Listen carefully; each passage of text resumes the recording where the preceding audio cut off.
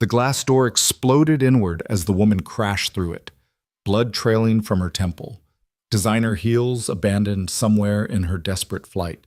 Marcus Torres barely had time to drop his wrench before she collapsed against him, her manicured fingers clutching his oil-stained coveralls like a lifeline.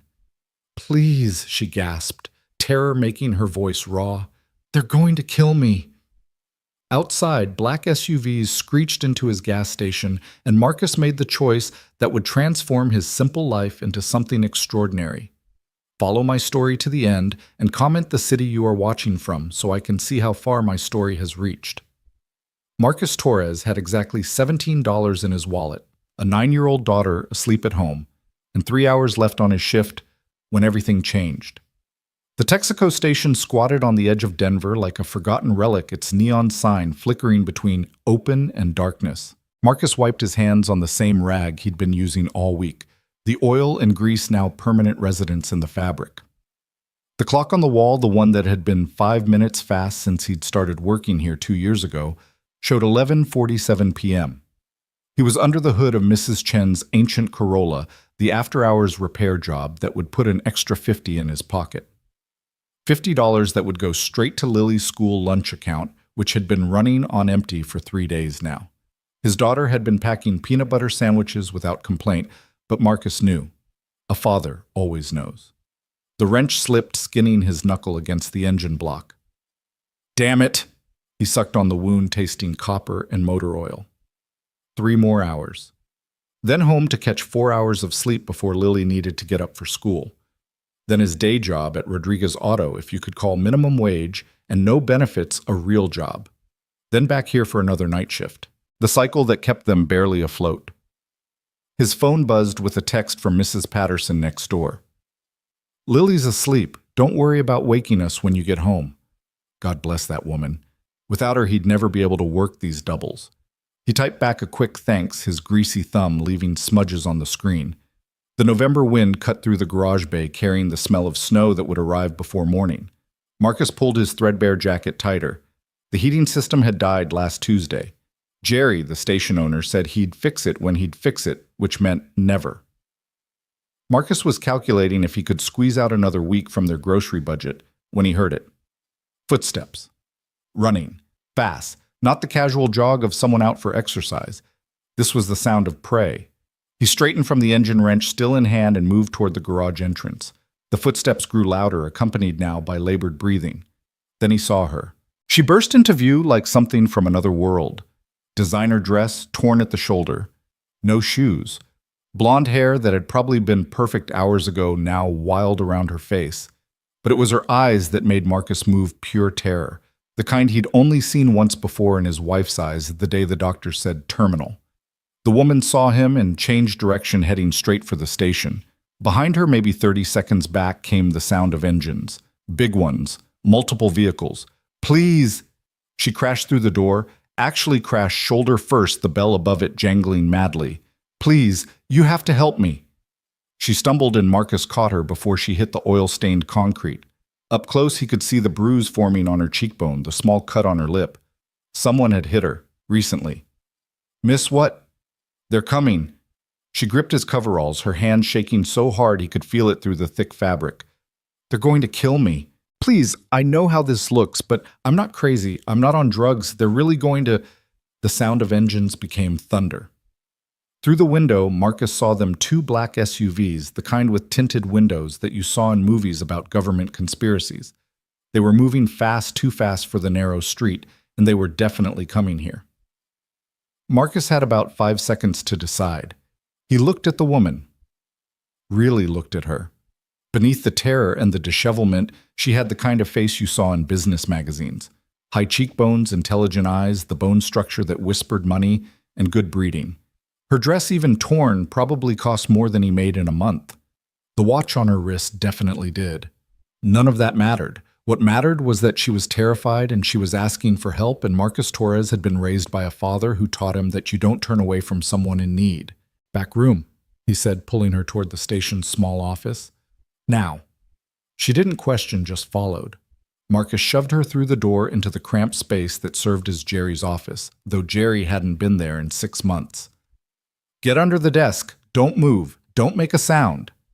She folded herself into the space, and Marcus grabbed a pile of old invoices from the filing cabinet, scattered them over the desk. Made it look like someone had been working. Then he stepped back into the main garage just as the SUVs screamed into the lot. Marcus picked up his wrench and bent back over Mrs. Chen's engine.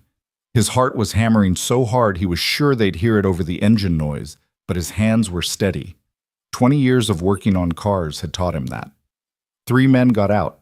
Marcus watched them in his peripheral vision, keeping his head down. They moved like professionals, smooth, coordinated, purposeful. The one in front was tall, built like someone who spent serious time in the gym. The other 2 flanked him, their eyes scanning the area. Marcus kept working, letting them come to him. "Hey." The tall one's voice was flat, emotionless. "You seen a woman come through here?" Marcus straightened slowly, wiping his hands on his rag like he had all the time in the world. "Woman?" "Blonde. About 5'7", wearing a blue dress." The man's eyes were cold, calculating.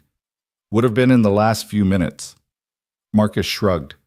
"Been under this hood for the past hour. Haven't seen anyone." The tall man stared at him for a long moment.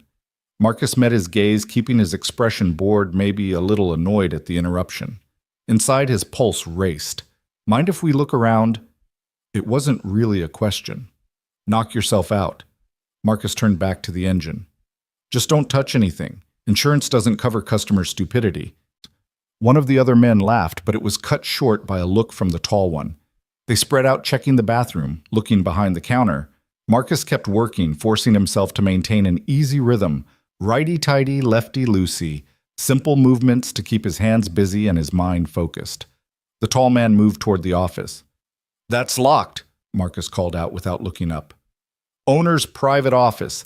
He finds out I let anyone in there, I'm fired." "You got a key?" "Wouldn't matter if I did. Man's got cameras in there, paranoid about employee theft." Marcus glanced over, let a small smile play at his lips. "Though between you and me, there's nothing in there worth stealing unless you're into 5-year-old tax returns and vintage porn magazines." The tall man's hand was on the doorknob. One turn and he'd know Marcus was lying. There were no cameras. Jerry was too cheap for cameras. "Blake, we got something."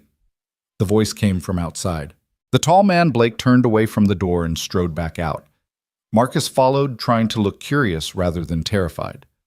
One of the men was holding a high-heeled shoe. Designer probably cost more than Marcus made in a week.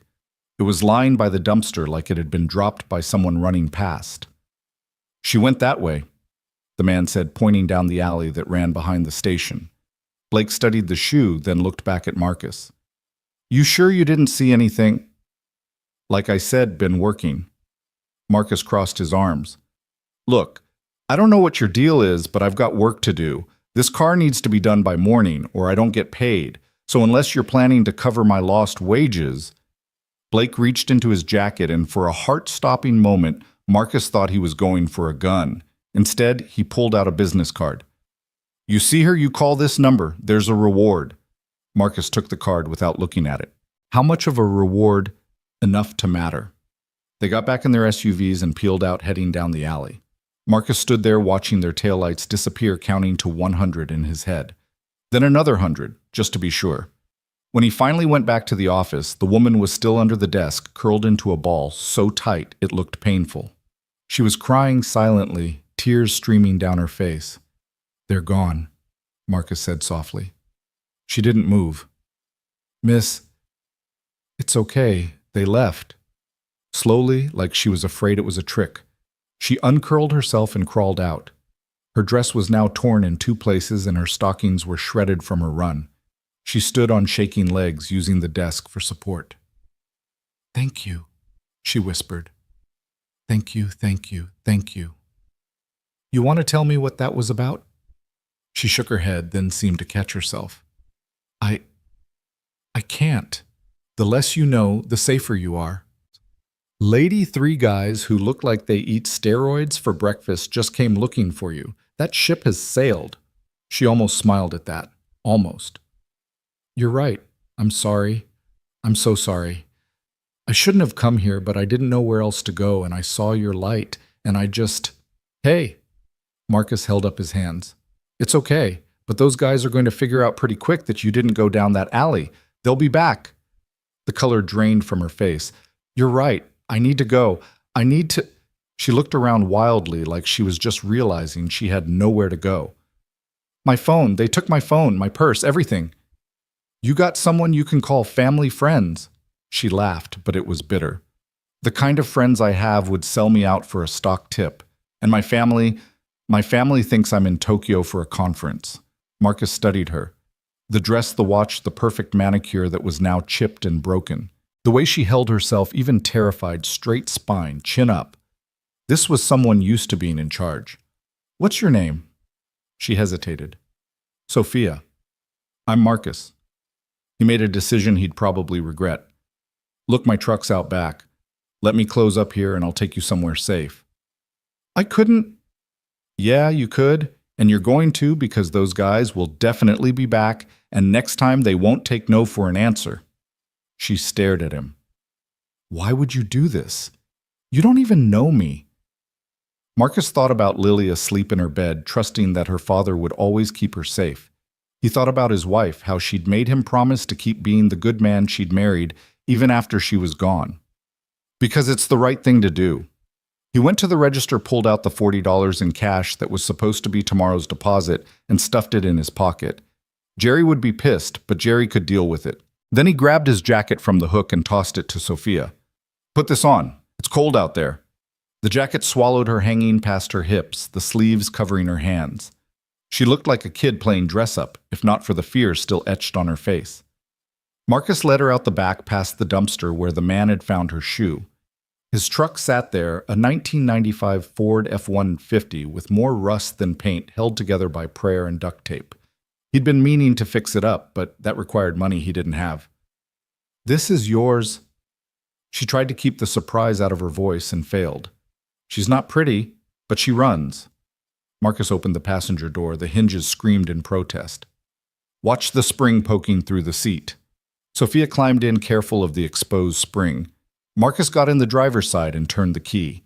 The engine coughed, sputtered, then caught. The heater immediately started blowing cold air. Takes a few minutes to warm up, he said apologetically. It's fine, it's perfect. She was looking out the back window, watching for SUVs. Marcus pulled out onto the street, heading in the opposite direction from where the men had gone. He knew these streets had grown up on them. He took a circuitous route, doubling back twice, cutting through an alley so narrow the mirrors almost scraped the walls. You've done this before, Sophia observed. Had a misspent youth. He glanced at her. So what's the plan? Where am I taking you? She seemed to deflate. I don't know. I can't go home. They know where I live. I can't go to the office. That's probably where they grabbed me from. I can't go to the police because... She was quiet for so long he thought she wasn't going to answer. Then, because the people after me have connections, money, power, the kind that makes problems disappear. And you have those things. I thought I did. Her voice was barely above a whisper. Turns out I was wrong. They drove in silence for a while, the truck's engine rumbling through the empty streets. Marcus was trying to figure out what to do. He couldn't take her to his apartment. Lily was there. He couldn't leave her at a hotel with no money, no ID. He couldn't... There's a motel, he said suddenly. The Riverside. It's not fancy, but the owner's a friend. He'll let us pay later. Us? You think I'm leaving you alone tonight? Those guys meant business. You need someone watching your back until you figure out your next move. She turned to look at him fully for the first time. In the dim light from the dashboard, he could see her eyes were green. Bright green, like spring grass. I don't even know your last name. Torres? Marcus Torres? Sophia Chen. She held out her hand, formal despite everything. Her handshake was firm. And Marcus, thank you. I mean it. Most people aren't me. The Riverside Motel was exactly what it looked like, a relic from the 1960s that had seen better decades. All of them. But Tom, the night manager, was an old friend from high school who owed Marcus more favors than either of them could count. Marcus? Tom's face lit up when they walked in, then immediately shifted to concern when he saw Sophia. Everything okay? Need a room, Tom. Quiet one. Around back if you've got it. Tom's eyes flicked between them, taking in Sophia's torn dress barely hidden by Marcus's jacket, the bruise on her face. Trouble? The kind we don't talk about. Tom nodded slowly, then reached for a key. Not a key card, the Riverside was too old for that. An actual key attached to a plastic tag with the number worn almost off. Room 12, far corner. Can't see it from the road. He slid the key across the counter. I'm assuming you'll square up later. Soon as I can. Don't worry about it. Tom's voice was gentle. You need anything else, you call. I'm here all night. The room was small, dated, but clean. 2 beds with quilted covers that had probably been there since the motel opened. A TV that might pick up local channels if you held the antenna just right. A bathroom with fixtures that belonged in a museum. Sophia sat on one of the beds, looking lost. I'll go get some supplies, Marcus said. Food, water, first aid kit for that cut. You'll be safe here. Tom's good people and those guys have no reason to look here. You're leaving. The fear in her voice made him stop. Just for 20 minutes. There's a 24-hour Walgreens 2 blocks away. She nodded, wrapping her arms around herself. Marcus's jacket made her look even smaller. Lock the door behind me. Don't open it for anyone but me. I'll knock 3 times, pause, then twice more. Okay? Okay? At Walgreens, Marcus bought what he could with his $40. Bandages, antiseptic bottled water, granola bars, a prepaid phone. The teenager at the counter didn't even look up from his phone. Marcus paid in cash and headed back. 3 knocks. Pause. 2 more. Sophia opened the door immediately, relief flooding her face. She'd been crying again. He could tell from the fresh tear tracks. Thought you might not come back, she admitted. Said I would, didn't I? He cleaned the cut on her face while she sat still as a statue. This close, he could smell her perfume, something expensive and subtle. It seemed out of place in the shabby motel room, like finding a diamond in a coal mine. You have medical training, she asked. Daughter plays soccer. I've cleaned my share of scrapes. You have a daughter. Lily, she's 9. Her mother passed away 3 years ago. Cancer. I'm sorry. Yeah, me too. He finished with the bandage, stepped back. That should hold. You might want to get it looked at properly tomorrow. Tomorrow? She said it like it was a foreign concept. I don't even know what tomorrow looks like. Start with tonight. Get some rest. Things will be clear in the morning. You're staying? Marcus gestured to the other bed. If that's okay. Like I said, I don't think you should be alone tonight. She nodded, relief evident. More than okay. Marcus sat on the other bed, pulled out his phone. I need to text my neighbor. Let her know I might not make it home tonight. He sent a quick message to Mrs. Patterson saying he had an emergency and asking if Lily could stay with her in the morning. The response was immediate. Of course. Everything okay? He typed back. We'll explain later, thank you. When he looked up, Sophia was watching him. Your daughter, she's lucky to have you. I'm the lucky one. Tell me about her. So he did. He talked about Lily's obsession with dinosaurs, how she could name every period of the Mesozoic era, how she'd insisted on dressing as a paleontologist for Halloween, complete with khaki vest and fake fossil brushes. How she still left a place at the dinner table for her mother just in case Angels got hungry. Sophia listened and gradually the tension in her shoulders eased. When he finished, she was almost smiling. She sounds amazing. She is. She's everything good in this world. He paused. What about you family? Parents in San Francisco. They wanted me to be a doctor. I became a CEO instead. They're still disappointed. She pulled her knees up to her chest. No kids, no husband. My company is my family. Was my family. Was. She was quiet for a long moment. Outside, a siren wailed in the distance. Marcus, what do you do for work, I mean? Mechanic. Work at Rodriguez Auto during the day, the gas station at night. 2 jobs. 3 if you count the side work. Rent's not cheap even in the bad part of town. And Lily, kids are expensive, but we make it work. That must be hard. Marcus shrugged. It's life. You do what you have to do. I ran a company, Apex Industries. Have you heard of it? Marcus almost laughed. Lady Apex Industries owns half of downtown. Everyone's heard of it. I built it from nothing. Started in my garage with an idea and too much caffeine. 15 years later, we're worth $2 billion. She laughed bitterly. And someone wants me dead because of it. Who? My CFO, Harrison Blake.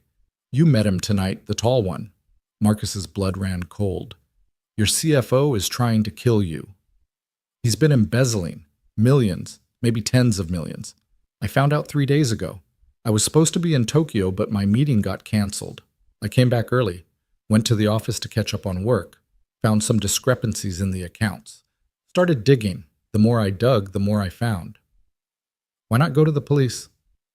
With what proof Harrison's been at this for years? He's covered his tracks.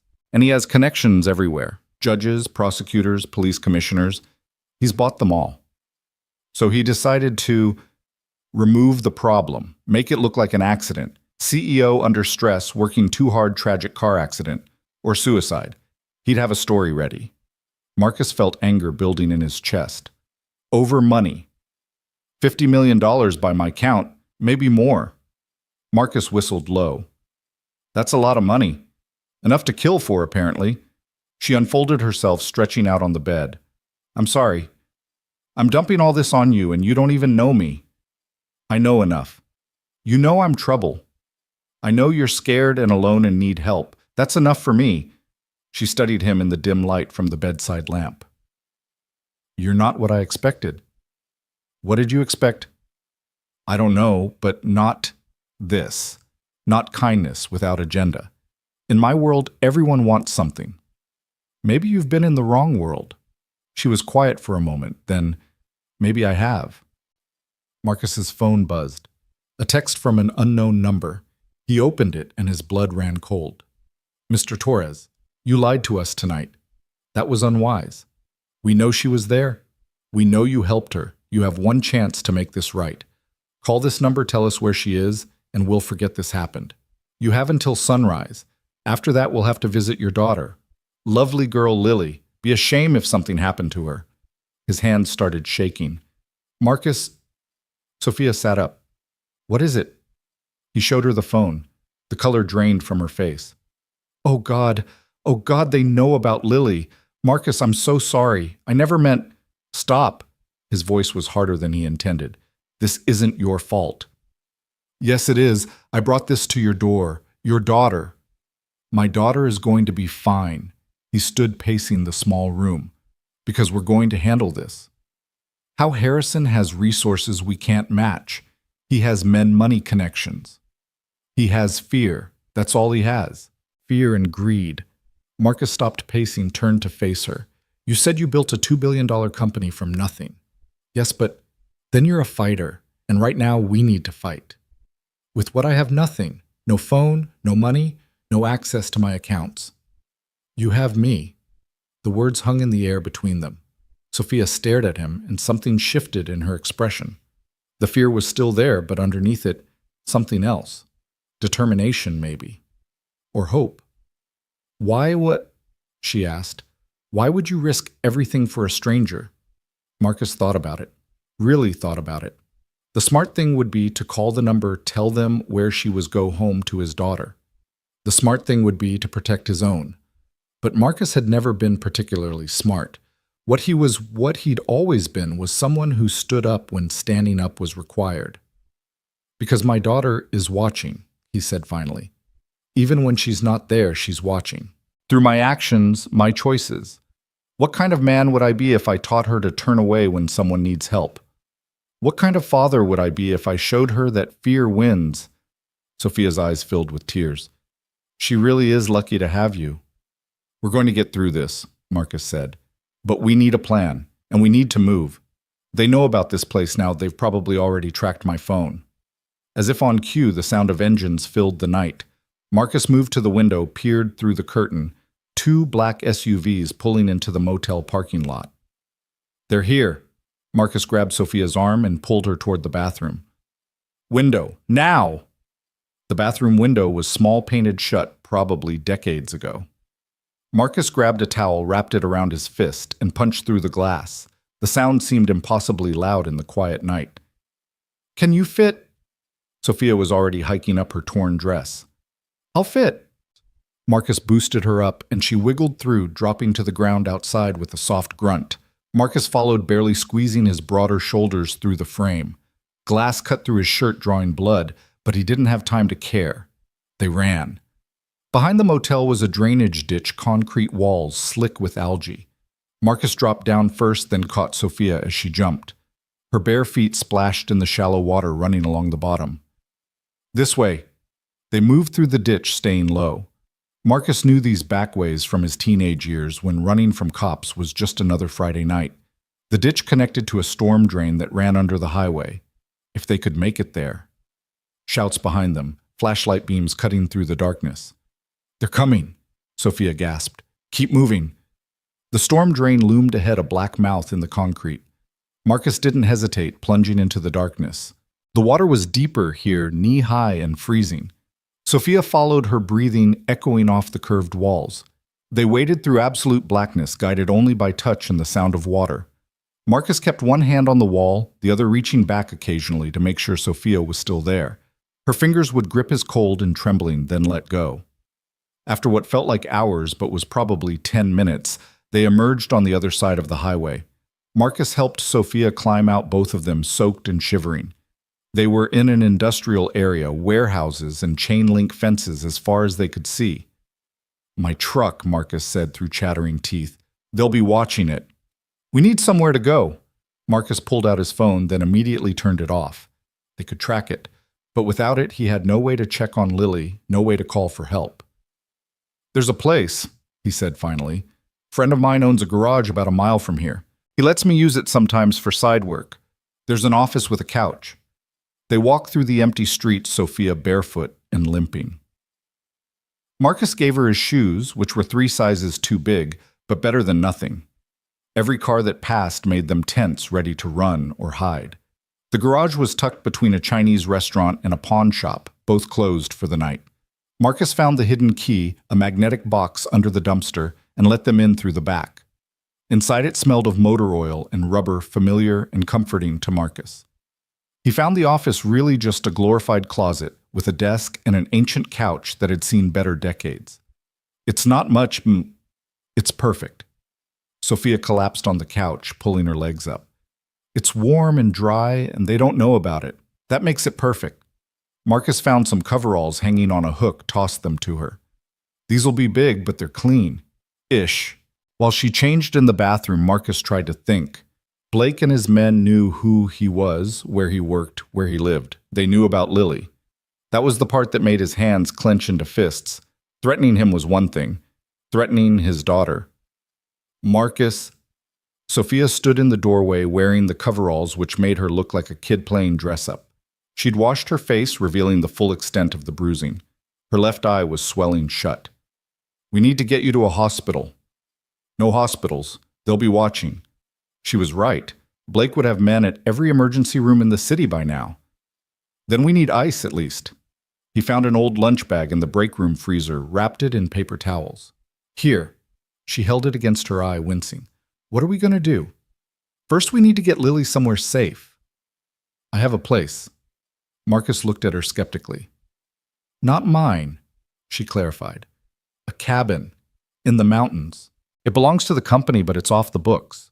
We use it for sensitive meetings. Blake doesn't know about it." "You're sure?" "I'm sure. I set it up myself, separate from all other company assets. Different name, different accounts. It was my insurance policy." "Against what?" "Against this."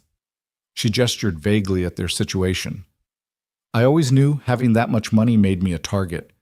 I just thought the threat would come from outside, not from within." "How far?" 2 hours, maybe 3, near Estes Park." Marcus calculated.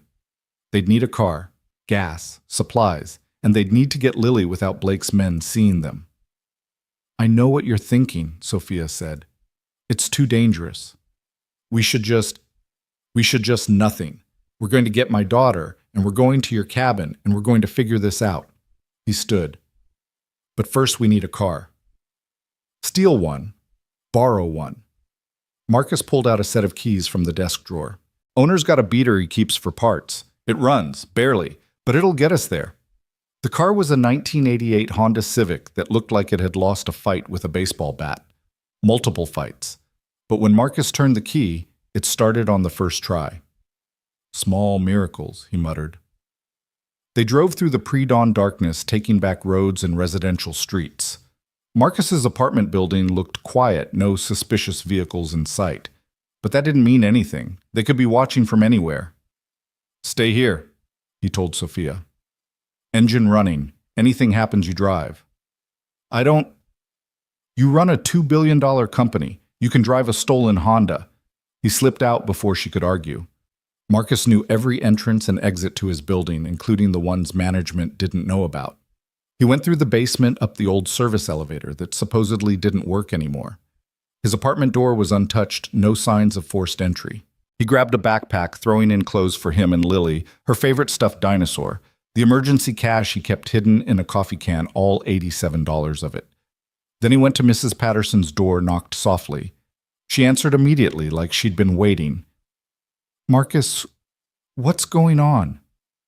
I need to take Lily, now. Something in his face must have told her not to argue. She disappeared, returning with a sleepy Lily wrapped in a blanket. Daddy, Lily rubbed her eyes. Is it morning?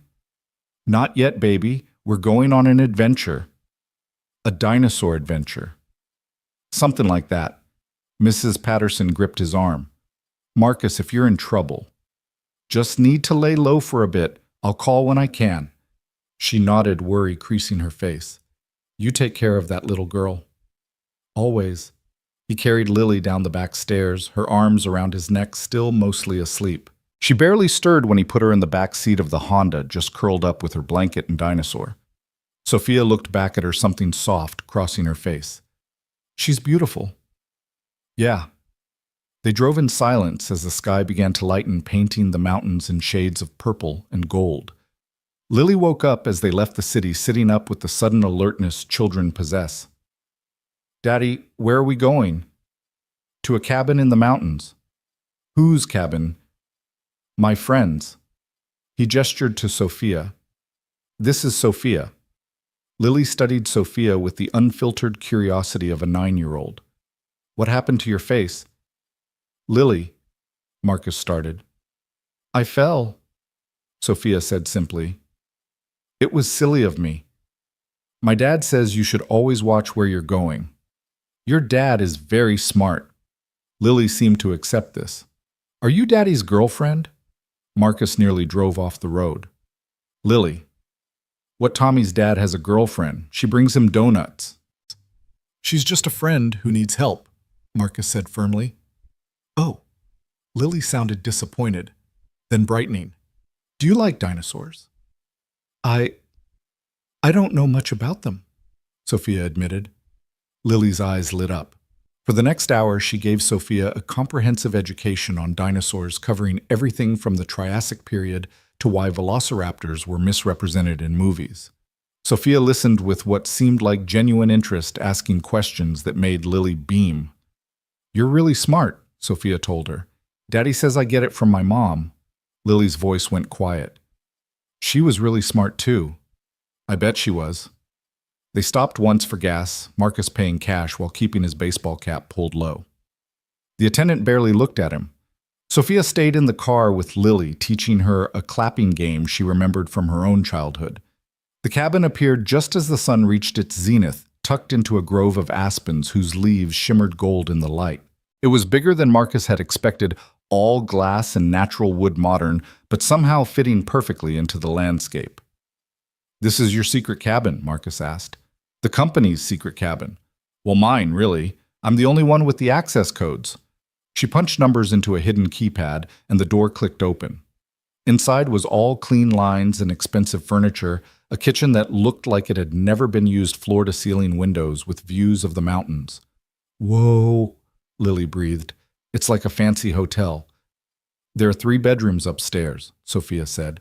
Full pantry satellite phone that can't be traced, and she opened a panel in the wall, revealing a safe. Emergency supplies. She pulled out cash, lots of it, multiple phones and what looked like passports. Marcus stared. You really did plan for this? I'm paranoid. Or I was. Turns out not paranoid enough. Lily had discovered the TV, which was roughly the size of Marcus's entire living room wall. Daddy, can I watch cartoons? Sure, baby. While Lily settled in with some animated show about rescue dogs, Marcus and Sophia sat at the kitchen island. Now what, Marcus asked. Now I figure out how to prove what Harrison's been doing. I need to access my company's servers, but remotely without him knowing.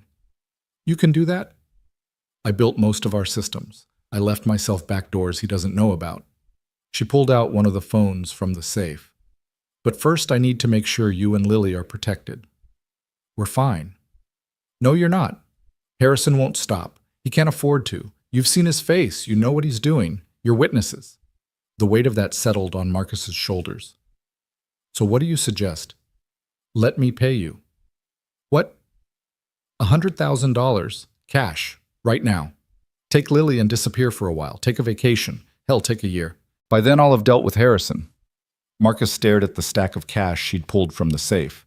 More money than he'd see in 2 years of working multiple jobs. Enough to give Lily everything she needed, everything she deserved. No. Sophia blinked. No, I don't take payoffs. It's not a payoff, it's compensation for the danger I've put you in. The answer's still no. Marcus, be practical. Think about your daughter. I am thinking about her.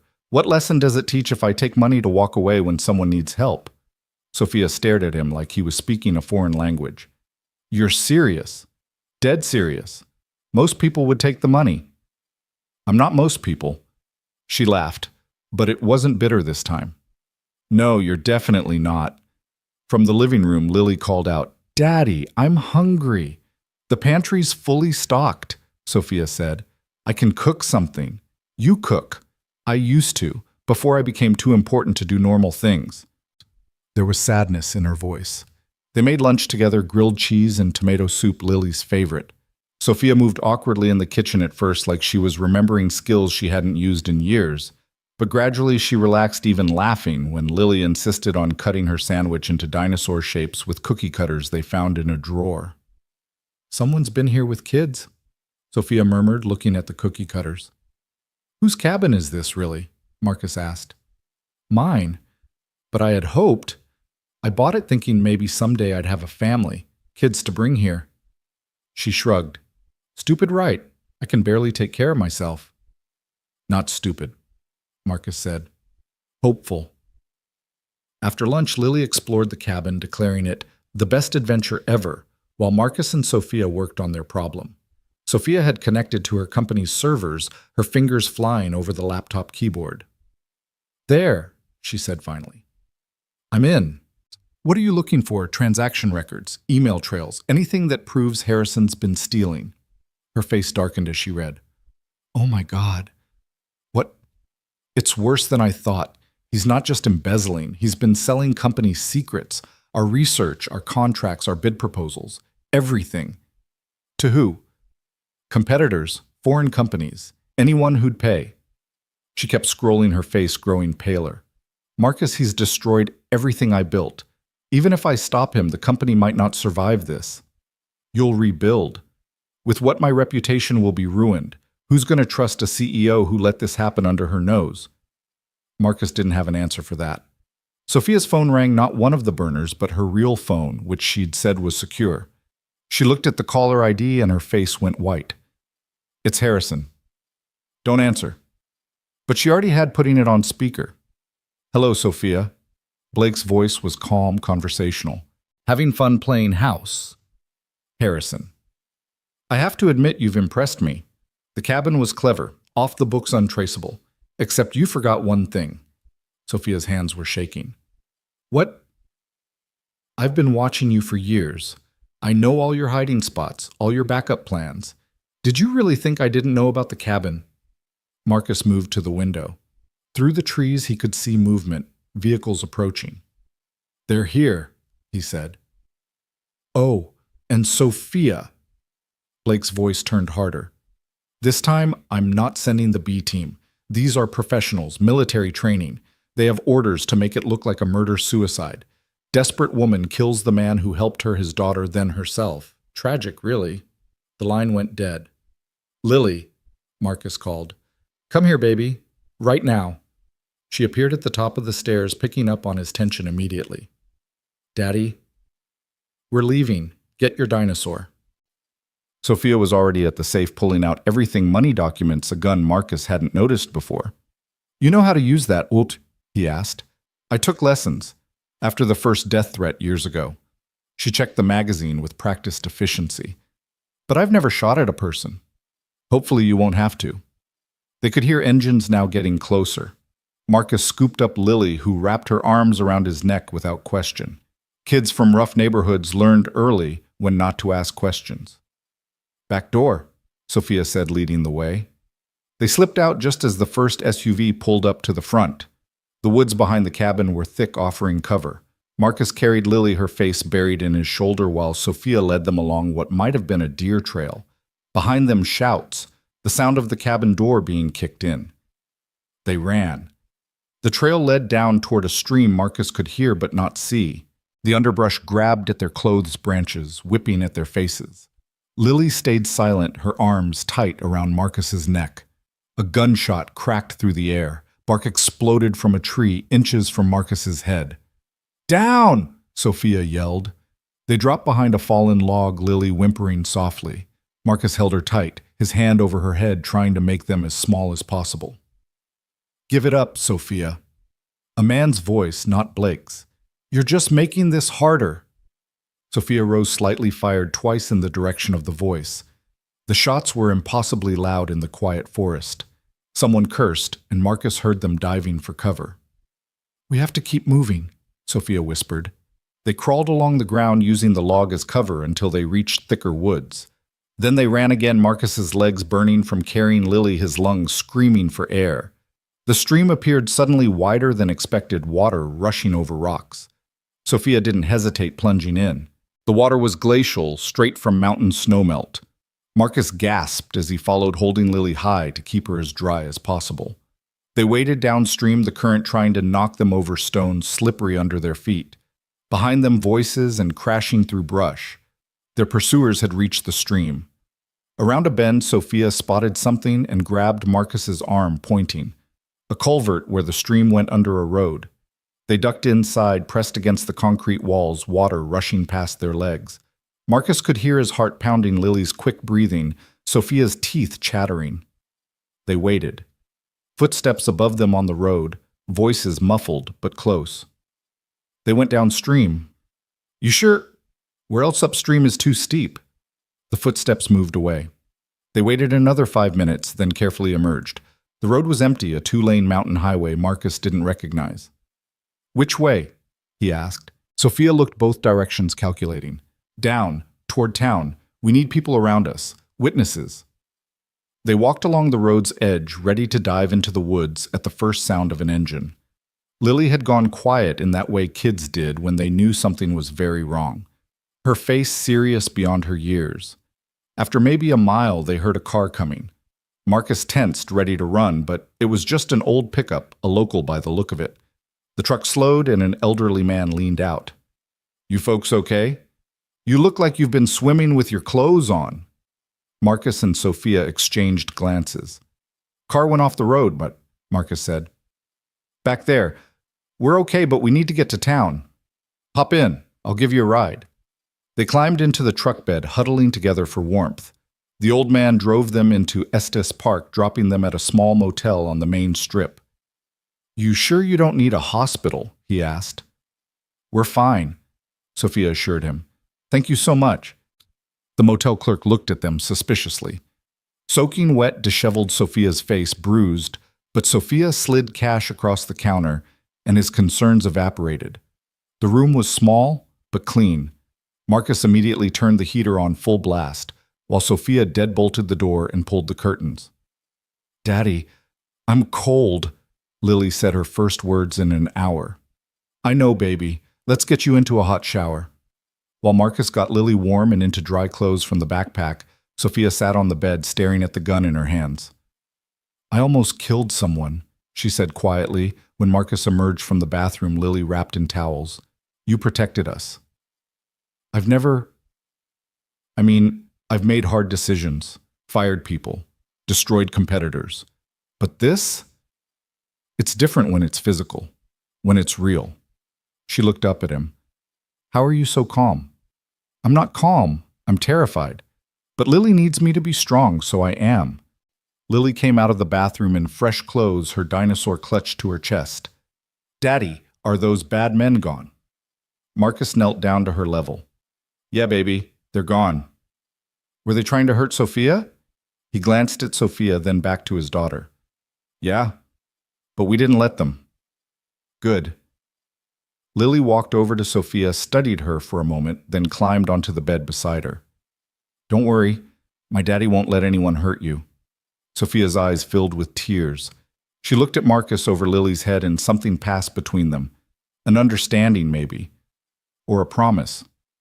We need a new plan, Marcus said. I know. Sophia wiped her eyes. Harrison won't stop. He can't. He's in too deep. So we stop him first. How he has resources, connections? You have those too. You're just not thinking like him. What do you mean? Marcus sat on the other bed facing them. You're thinking like a CEO. Legal channels, proper procedures. He's thinking like a criminal. Maybe it's time you did too. I don't know how to think like a criminal. Lucky for you, I do. He gave her a small smile. Remember that misspent youth I mentioned? You're going to help me. We're going to help each other. You're going to take down Blake and get your company back, and I'm going to make sure he never threatens my daughter again. Sophia nodded slowly. Okay, where do we start? We start by disappearing, really disappearing. Then we hit him where he's not expecting, which is his money. You said he's been embezzling for years, that money has to be somewhere. We find it, we find his weakness. From the bed, Lily piped up. Are we going to be like spies? Marcus ruffled her hair. Something like that, kiddo? Cool. Can I have a code name? Despite everything, Sophia laughed. What code name do you want? Lily thought seriously. Velociraptor. That's a pretty fierce code name, Sophia said. Velociraptors were smart and worked in packs, Lily explained. Like us. Marcus met Sophia's eyes. Out of the mouths of babes. Okay, Velociraptor, he said. Let's figure out how to catch the bad guys. The Denver Public Library's main branch rose like a fortress of glass and steel against the morning sky. Marcus stood across the street watching the early morning foot traffic cataloging exits and entrances. Beside him, Sophia adjusted the baseball cap that hid most of her bruised face. You sure about this? Marcus asked. The library has public computers, no registration required if you know which ones to use. I can access my offshore accounts from there. It had been 3 days since Estes Park. 3 days of cheap motels, gas station food, and constantly looking over their shoulders. Lily was at a McDonald's play place 2 blocks away with $70 in her pocket and strict instructions to call 911 if Marcus didn't return in an hour. They entered separately. Marcus first, just another construction worker on break. Sophia 5 minutes later, hunched and shuffling like someone down on their luck. They'd bought the disguises at a thrift store, worn clothes, old backpacks, the invisible uniform of the forgotten. The computers were on the 3rd floor. Sophia sat at a terminal in the corner while Marcus positioned himself where he could watch both her and the entrance. She worked quickly, fingers flying over the keyboard. Got it, she whispered after 20 minutes. They left the way they came separately, meeting at a coffee shop 3 blocks away. Well, Marcus asked. Harrison's been moving the money through shell companies, 15 of them all registered in different states, different countries. But they all lead back to one account in the Caymans. How much? $63 million. Marcus whistled low. That's more than you thought. He's been at it longer than I realized, maybe since the beginning. Her face was hard. I trusted him. When I started the company, he was one of the first people I hired. He was brilliant with numbers, had vision. I thought he believed in what we were building. Maybe he did. People change. Or maybe I just never really knew him. She pulled out a burner phone. I need to make a call. To who? The one person I know Harrison hasn't bought. My lawyer, former lawyer, Rachel Chen, my cousin. Marcus tensed. Family can be compromised too. Not Rachel. She hates Harrison, always has. Said he reminded her of a snake in an expensive suit. Smart woman. Sophia dialed waited. When someone answered, her whole demeanor changed. Rachel? It's me. Don't say my name. Just listen. She gave her cousin an abbreviated version of events speaking in code they'd apparently established years ago. When she hung up, she looked marginally more hopeful. She'll help. She's going to file injunctions, freeze the accounts Harrison doesn't know we know about. Buy us time. Buy us. Time for what? To prove everything. To take it to the FBI. The FBI Harrison claims to have bought. Not all of them. Rachel has a contact, someone clean. They picked up Lily, who was entertaining a group of younger kids with dinosaur facts. She ran to Marcus' Happy Meal toy in hand. Daddy, look, it's a T-Rex. That's great, baby. In the car, another beater Sophia had bought with cash. Lily chattered about her morning while Marcus drove, and Sophia made notes on a legal pad. We need proof, she muttered. Physical proof. Documents recording something. Where would that be? Harrison's office, maybe, or his home. She tapped the pen against her teeth. He's paranoid. He'd keep backups. You know where he lives. Penthouse in Lodo. Building has security like Fort Knox. What about the office? Apex Tower, 43rd floor. My security codes are definitely revoked by now. Marcus thought. What about maintenance cleaning crews? Sophia looked at him. You're thinking of breaking in. I'm thinking of walking in. Big difference. That night, they left Lily with Rachel Chen. Sophia had resisted, but Rachel insisted. She'll be safer with me than running around the city with you two playing Mission Impossible, Rachel had said. She was a small woman with Sophia's cheekbones and sharp eyes that missed nothing. I have security, and I'm not on Harrison's radar. Lily had taken to Rachel immediately, especially when she learned Rachel had a cat named Professor Whiskers. You'll come back, right? Lily asked Marcus as he tucked her into the guest bed. Always, baby. And Sophia, too. Marcus glanced at Sophia hovering in the doorway. Yeah, her too. Now Marcus stood outside Apex Tower wearing a janitor's uniform Sophia had somehow procured complete with ID badge from a company that actually serviced the building. The night shift starts at 10, Sophia said through the earpiece they'd bought at an electronics store. You'll have maybe an hour before the real crew shows up. Where are you what? Coffee shop across the street. I've got eyes on the lobby. Marcus pushed a cleaning cart through the service entrance. The security guard barely glanced at his badge. Just another invisible person doing invisible work. The service elevator went to every floor without requiring special access. The benefits of being beneath notice. Marcus rode it to 43, his heart hammering.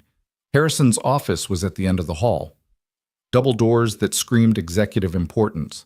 Marcus tried the handle. Locked, obviously. But the conference room next door wasn't, and the wall between them was just a partition with a shared ventilation system above the drop ceiling. Marcus had spent his youth exploring places he shouldn't be. Some skills you never forgot. He stood on the conference table, pushed up a ceiling tile, and hauled himself into the crawl space. It was tight, dusty, filled with cables and pipes. He crawled carefully, following the ductwork until he was over Harrison's office. The ceiling tiles here were different reinforced, but there was an access panel for the HVAC system. Marcus carefully removed it and dropped down onto Harrison's desk. I'm in, he whispered. Be careful. The office was ridiculous floor-to-ceiling Windows furniture that cost more than Marcus made in a year, abstract art that probably cost more than he'd make in a lifetime. But Marcus wasn't here for a tour. He found the computer, but it was password protected. The desk drawers were locked. He pulled out the lockpicks he'd kept from his teenage years, still carried them out of habit more than anything. The bottom drawer opened after 30 seconds of work. Inside were files, USB drives, and a small black notebook. Jackpot, Marcus breathed. He photographed everything with the phone Sophia had given him page by page. Bank statements, correspondence, handwritten notes that looked like account numbers. Marcus, get out. Sophia's voice was urgent. Someone just entered the building. Executive elevator. Marcus shoved everything back, relocked the drawer. He could hear the elevator now, that expensive whisper of well-maintained machinery. He climbed back onto the desk, pulled himself into the ceiling just as he heard footsteps in the hall. The access panel wouldn't go back properly. It kept catching on something. The footsteps stopped outside the door, the sound of a key in the lock. Marcus let go of the panel and scrambled backward through the crawl space, moving as fast as he dared. He could hear the office door opening below, footsteps on that expensive carpet. He dropped back into the conference room just as lights went on in Harrison's office, visible through the frosted glass partition. Marcus grabbed his cleaning cart, tried to look busy. The conference room door opened. Harrison Blake stood there still in his expensive suit despite the late hour. "What are you doing here?" His voice was sharp, suspicious. Marcus kept his head down, affected a slight accent. "Cleaning, sir. Conference room on the schedule." "The conference room is cleaned in the morning." "Special request, sir. Something about a big meeting tomorrow." Blake studied him. Marcus could feel those cold eyes cataloging every detail. "What's your name?" "Miguel, sir." "Miguel what?" "Rodriguez." Blake pulled out his phone. "Let me verify that with—" The fire alarm went off. The sound was deafening, strobe lights flashing. Blake cursed, looking toward his office, then back at Marcus. But Marcus was already moving, pushing the cart toward the exit. "Emergency evacuation, sir," he called over the alarm. "We all have to leave." Blake hesitated, clearly torn between suspicion and protocol. The alarm made the decision for him. He headed for his office, probably to grab something important. Marcus didn't wait to see what. He abandoned the cart and ran for the stairs. "Nice timing," he said into his earpiece as he descended. "I have my moments," Sophia replied. "Meet you at the rendezvous." The rendezvous was a parking garage 6 blocks away. Sophia was waiting in the car, engine running. Marcus jumped in and they drove, not too fast, not too slow, just another car in the night traffic. "Did you get it?" Marcus held up the phone. "Everything, including what looks like a ledger of payments to cops, judges, city officials." "My God, how deep does this go?" "Deep enough that we need to be very careful about our next move." They drove back to Rachel's house, where Lily was asleep on the couch, with Professor Whiskers curled on her chest. The sight made something tighten in Marcus's chest. This was what normal looked like, what safe looked like. "She tried to stay awake," Rachel said softly. "Wanted to make sure you came back." Marcus carefully picked up his daughter, cradling her against his chest. She stirred but didn't wake.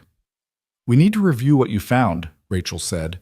"If it's what you think it is, we can take this to my FBI contact tomorrow." "Tonight," Sophia corrected. "Harrison knows someone was in his office. He'll accelerate whatever he's planning." They spread the photos across Rachel's dining room table. The ledger was damning names, dates, amounts. Judges who'd ruled in Apex's favor, cops who'd buried investigations, city councilors who'd pushed through favorable zoning. "This is enough to bring down half the city government," Rachel breathed. "Which is why Harrison won't hesitate to kill to protect it," Sophia said. "These people won't let him fall. He knows too much." "So what do? We make it public, all of it, before they can stop us." "How?" Sophia smiled, and it was sharp. "I call a press conference tomorrow morning. As CEO of Apex Industries. Harrison will try to stop you. He'll try. But I'm done hiding. Done running." She looked at Marcus.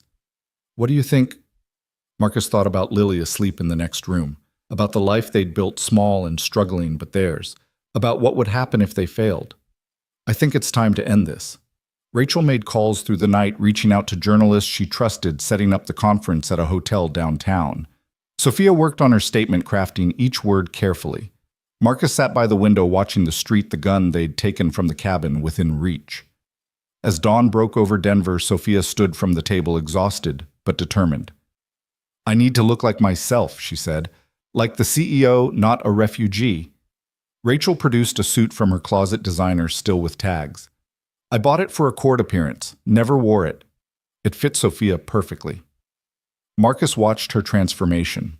Hair pulled back, makeup covering the worst of the bruising posture, straightening into command. She looked like the woman from the magazine covers he'd seen at grocery store checkouts. "You clean up nice," he said.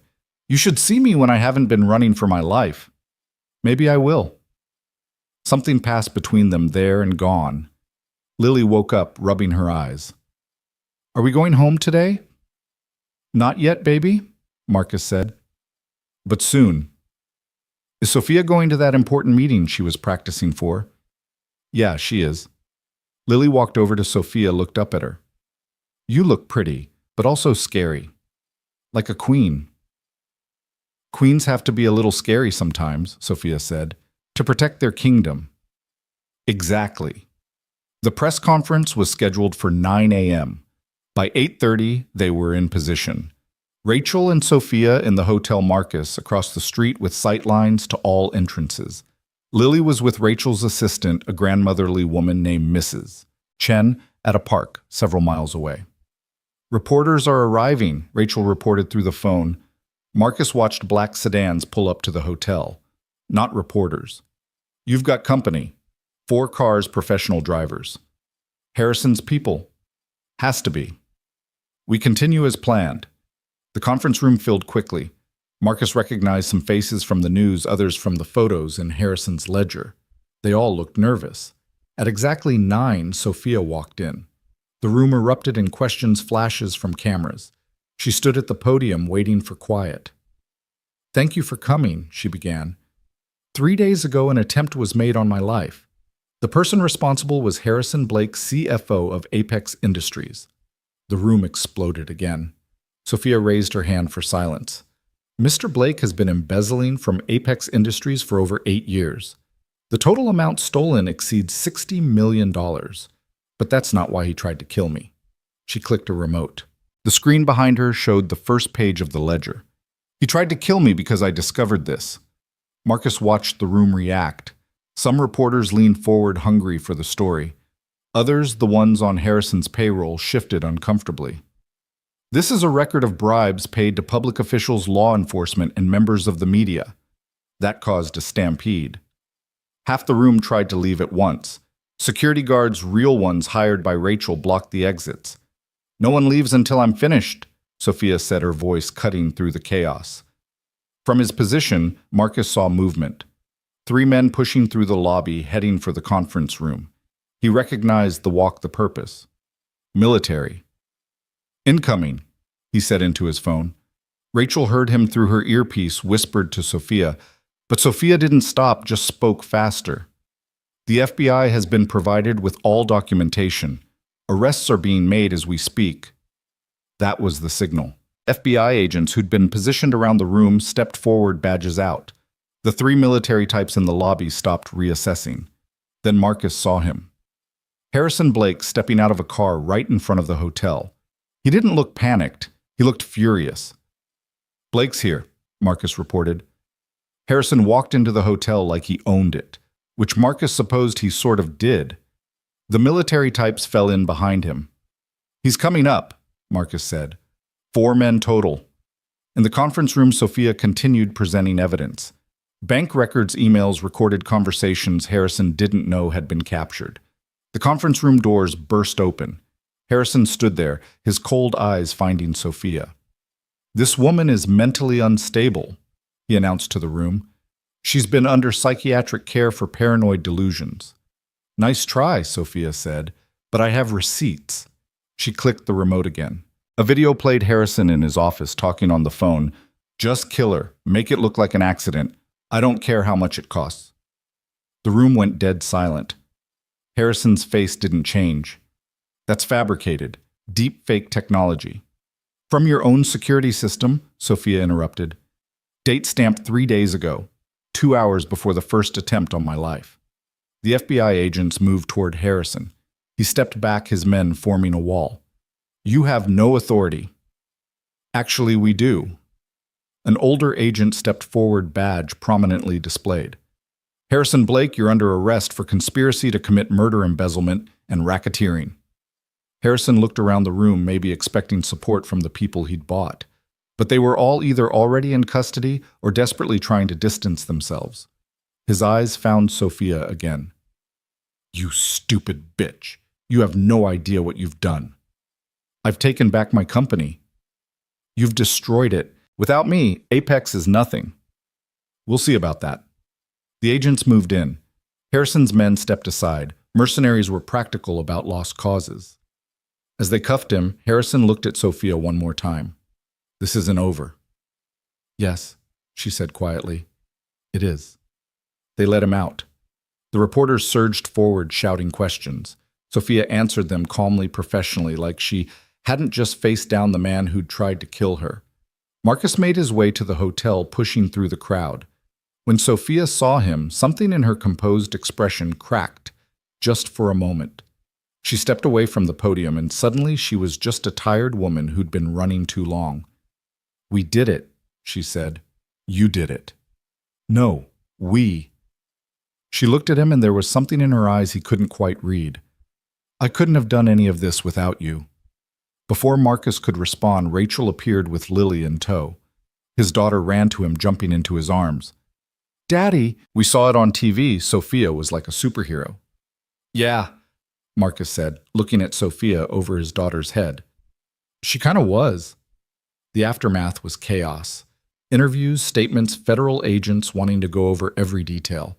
But finally, as the sun set over Denver, they found themselves back at Rachel's house. Lily was asleep again, this time in her own bed. Professor Whiskers had claimed her as his person, purring on her pillow. Marcus and Sophia sat on the back porch, beers in hand, the first alcohol either had touched in days. So what now? Marcus asked. Now I rebuild. The board will probably fire me, too much scandal, even though I was the victim. I'll fight it, but... She shrugged. Maybe it's time for something new anyway. Like what? I don't know, something smaller, something where I actually know all my employees. She looked at him. What about you? Back to work, I guess. The gas station, the shop. Bills don't pay themselves. Marcus. She hesitated. I want to offer you something, not charity, a job. He raised an eyebrow. Head of security for whatever I do next. You've more than proven yourself. I fix cars, Sophia. I'm not a bodyguard. You're someone I trust. That's worth more than any resume. Marcus thought about it. A real job with real pay.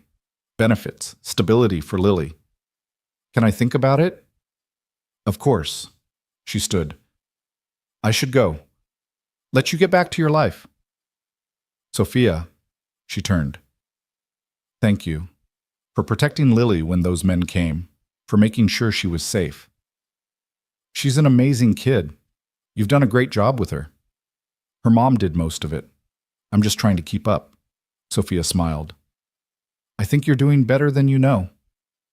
After she left, Marcus stood on the porch for a long time, thinking about how much had changed in just a few days. How a simple act of kindness had spiraled into something that transformed everything. His phone buzzed. A text from Sophia, dinner tomorrow. My treat. Somewhere with dinosaur nuggets for Lily. Marcus smiled and typed back, it's a date.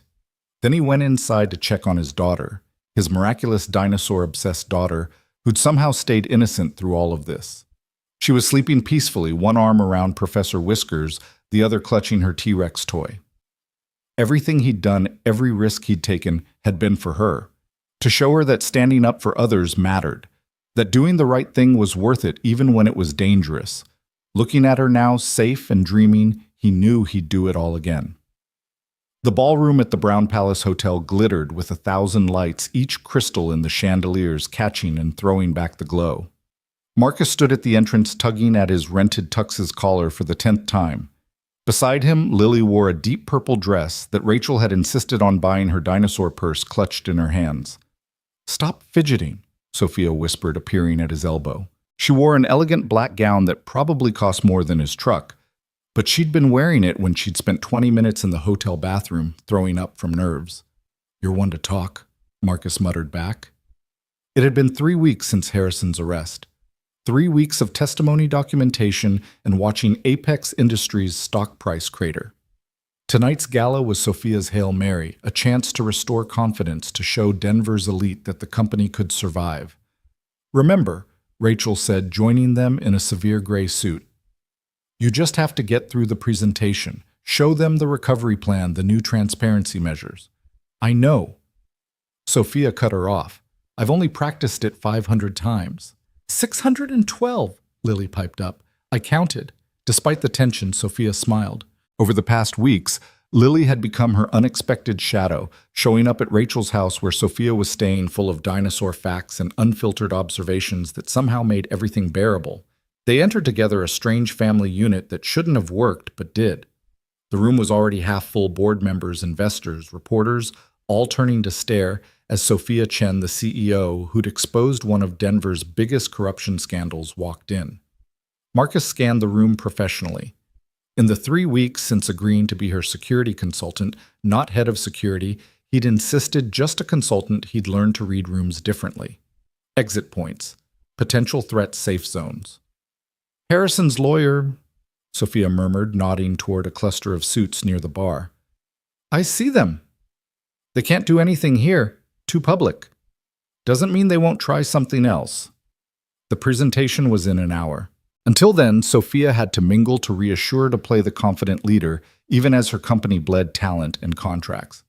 Marcus watched her work the room, shaking hands, making small talk, never letting the strain show.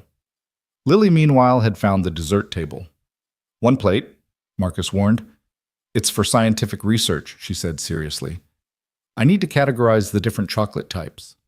A man approached while Marcus was distracted by his daughter's sugar consumption. Tall, silver-haired, expensive suit that he wore like casual clothes. Marcus recognized him from the files James Morrison, Apex's biggest investor. Mr. Torres, isn't it? Marcus turned instantly alert. Mr. Morrison. The hero of the hour, the man who saved our CEO. His smile was razor sharp. Tell me what's a mechanic doing playing bodyguard, looking out for a friend. A friend? How quaint. Morrison sipped his whiskey. You know, Mr. Torres, Sophia Chen is brilliant, but she's also naive. She thinks exposing Harrison solved her problems. She doesn't understand that he was just a symptom. Symptom of what? The reality of business at this level. Sometimes unfortunate compromises must be made. Harrison understood that. Sophia doesn't. Marcus felt his jaw tighten. Harrison was a thief and a would-be murderer. Harrison was a pragmatist who got greedy. There's a difference. Morrison's eyes were cold. The board meets tomorrow. We'll be discussing Sophia's future with the company. Perhaps you should prepare her for disappointment. He walked away before Marcus could respond. Across the room, Sophia was in animated conversation with a group of reporters, but Marcus saw the moment she noticed Morrison leaving. Her smile flickered. Daddy, that man was mean, Lily said, appearing with chocolate on her face. Yeah, baby, he was. Is he going to hurt Sophia? Not if I can help it. The presentation time arrived too quickly. Sophia took the stage and the room quieted. She looked small up there alone under the lights, but her voice was strong when she spoke. 3 weeks ago, Apex Industries discovered a cancer in its leadership. We cut it out. The surgery was painful, costly, but necessary. Tonight I want to talk about recovery. She clicked through slides, new financial projections, restructuring plans, transparency initiatives. The audience was attentive but cold like judges at a trial. Then the lights went out. Not just the presentation system, everything. The ballroom plunged into darkness. People gasped, chairs scraped.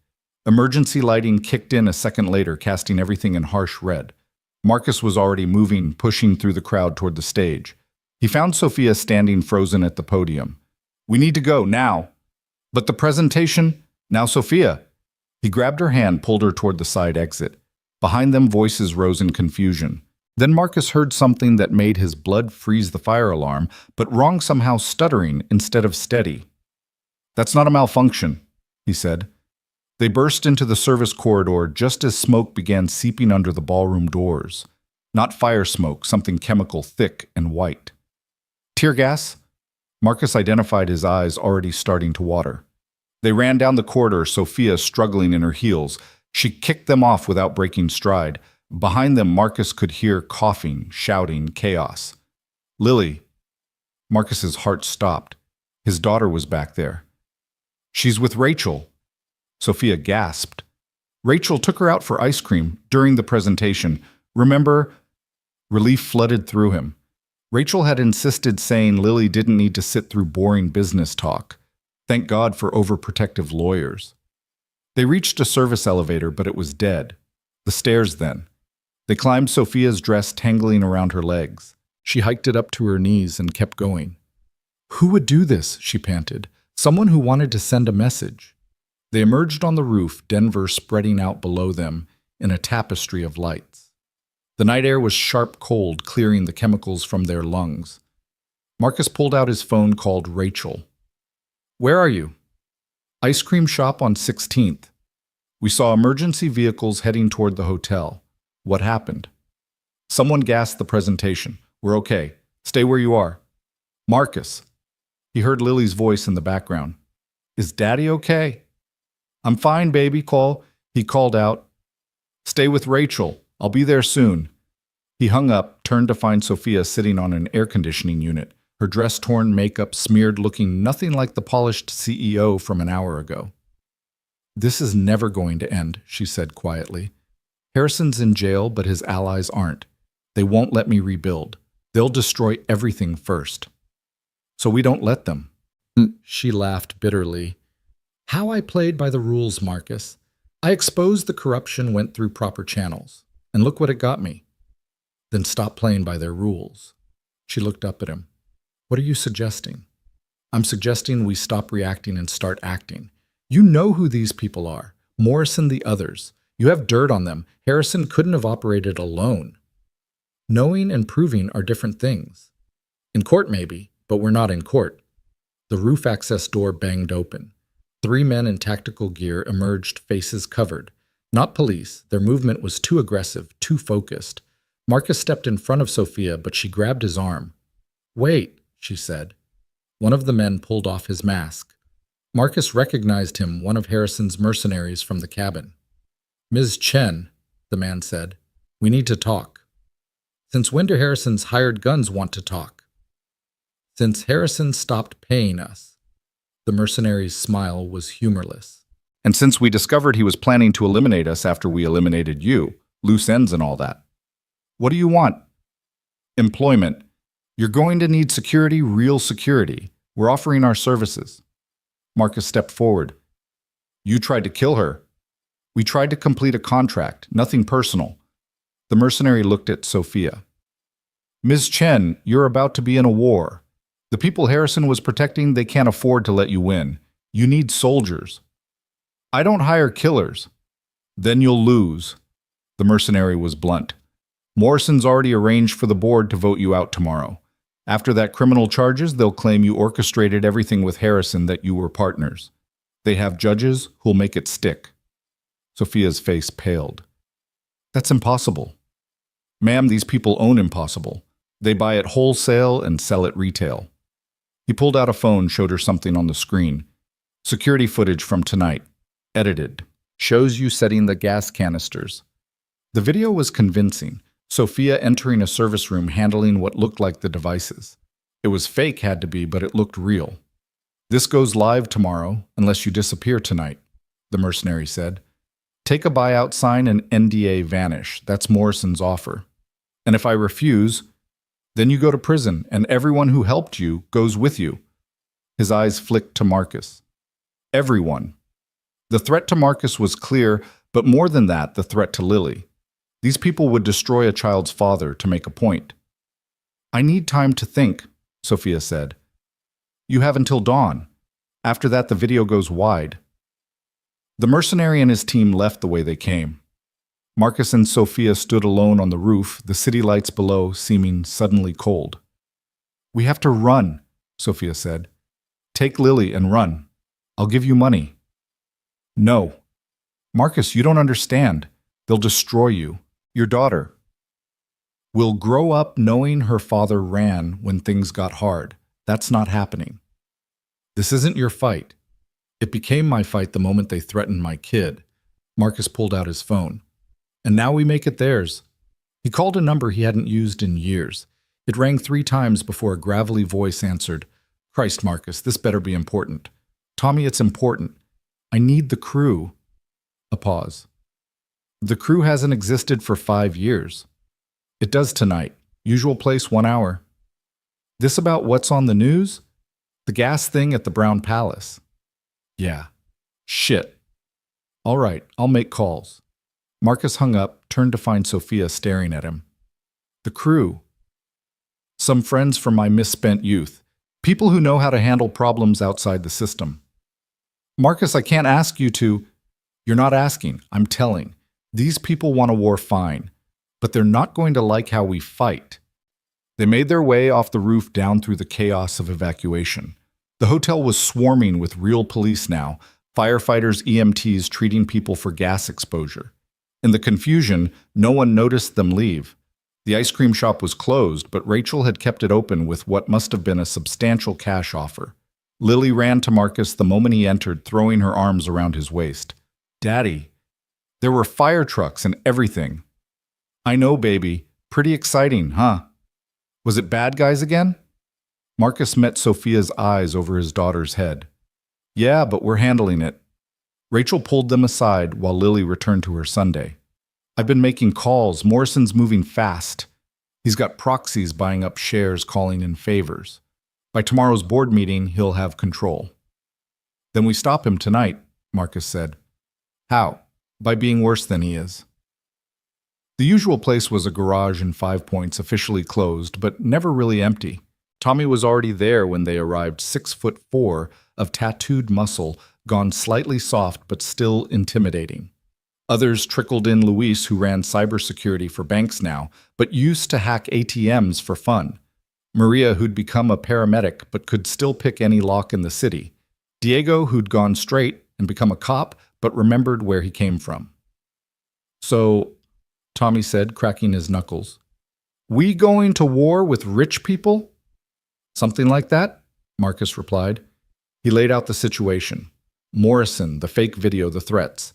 His old crew listened, faces growing darker with each detail. They threatened little Lily. Maria's voice was dangerously quiet. Indirectly. Fuck indirectly. You threaten Marcus's kid, you threaten all of us. So what's the play? Luis asked, already pulling out a laptop. I can kill that video, make it disappear from every server it's on. That's defense, Marcus said. We need offense. Morrison, Sophia said suddenly. Everyone turned to her. She'd been quiet since they'd arrived, clearly uncomfortable in this world. He's the key. He's coordinating everything. If we can compromise him, lady people like Morrison don't get compromised, Tommy said. They're bulletproof. Legally, maybe, but everyone has secrets. She looked at Luis. Can you get into his personal systems? Luis grinned. Does a bear shit in the woods? Then do it.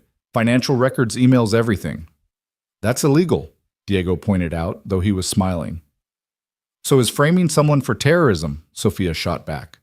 I'm done playing nice. While Luis worked his digital magic, the others planned. Marcus would handle physical security, making sure Morrison's people couldn't get to Sophia or Lily. Maria would infiltrate the hotel staff, get access to Morrison's room. Diego would use his police connections to muddy any official response. Got something, Luis announced after an hour. Morrison's got a problem, a big one. A big she? They crowded around his laptop. On screen were financial records, but not Morrison's official ones. Cayman accounts, Luis explained. Same bank Harrison used. And look at the dates. The transfers aligned with Harrison's embezzlement. Morrison hadn't just known about the theft, he'd been profiting from it. He was Harrison's partner, Sophia breathed. That's why he's so desperate to silence me. If this comes out, he goes down harder than Harrison, Marcus finished. Can we prove it? Rachel asked. The records are right here, Luis said. Illegally obtained. Inadmissible. In court, Marcus said. But the court of public opinion, the FBI's forensic accountants, once they know where to look. Sophia was already pulling out her phone. I need to make a call. She dialed a number, put it on speaker. A tired voice answered the FBI agent from the press conference. Agent Coleman, it's Sophia Chen. I have information about James Morrison. Ms. Cheney sits 3 a.m. James Morrison was Harrison Blake's partner in the embezzlement. I'm sending you records now. Cayman accounts, transaction histories, everything. How did you obtain these records? Does it matter? Just look at them. Follow the money. You'll find everything you need. She hung up before he could respond, then turned to Luis. Send it. Everything. Already done. Also sent copies to the Wall Street Journal, Washington Post, and every financial blogger I could find. Morrison's going to know it was us, Rachel warned. Good, Sophia said. Let him. Marcus's phone rang. Unknown number. He answered, putting it on speaker. Mr. Torres, Morrison's voice cold with fury. You've made a serious mistake. Have I? That information is fabricated. No one will believe it. Then you've got nothing to worry about. A pause. What do you want? Marcus looked at Sophia. She took the phone. I want you gone, James. Resign from the board. Sell your shares, disappear. You're insane. I'm motivated. There's a difference. Her voice was steel. You have until the market opens, 9:30 a.m. After that, everything goes wide. Not just the financial records, everything. Every dirty deal, every bribe, every affair. Luis is very thorough. Hey, Luis said cheerfully in the background. Tell him about the senator's wife. That's a fun one. Morrison's breathing was audible through the phone. You don't know who you're crossing. Neither did you, Sophia replied. 9:30, James. Don't test me. She hung up. The room was quiet for a moment. Then Tommy started laughing deep and genuine. Lady, you've got bigger balls than half the crew. Dawn came slowly, painting the mountains pink and gold. They'd moved to Rachel's house safer, more comfortable, and with better coffee. Lily was asleep on the couch, having stayed up late, insisting she was part of the team. Marcus stood on the porch, watching the sunrise. Sophia joined him carrying 2 mugs of coffee. Thank you, she said. For what? For showing me how to fight dirty. You already knew. You just needed permission. They stood in comfortable silence, watching the city wake up. At 9:25, Sophia's phone buzzed, an email from Morrison's lawyer. Resignation from the board agreement to sell all shares back to the company at a loss. We won, Sophia said, but she didn't sound triumphant, just tired. This round, Marcus corrected. There'll be others. I know, but maybe I don't have to face them alone. Marcus looked at her, really looked at her, not the CEO, not the woman he'd saved, but Sophia. Smart, tough, vulnerable, beautiful, in the morning light, despite everything she'd been through. No, he said. You don't. She kissed him, then soft and unexpected. He froze for a moment, then kissed her back, tasting coffee and possibility. Ew, gross. They broke apart to find Lily standing in the doorway, face scrunched in disgust. Daddy's kissing Sophia. Very observant, Marcus said, feeling his face heat. Does this mean she's your girlfriend now? Marcus and Sophia looked at each other, then burst out laughing.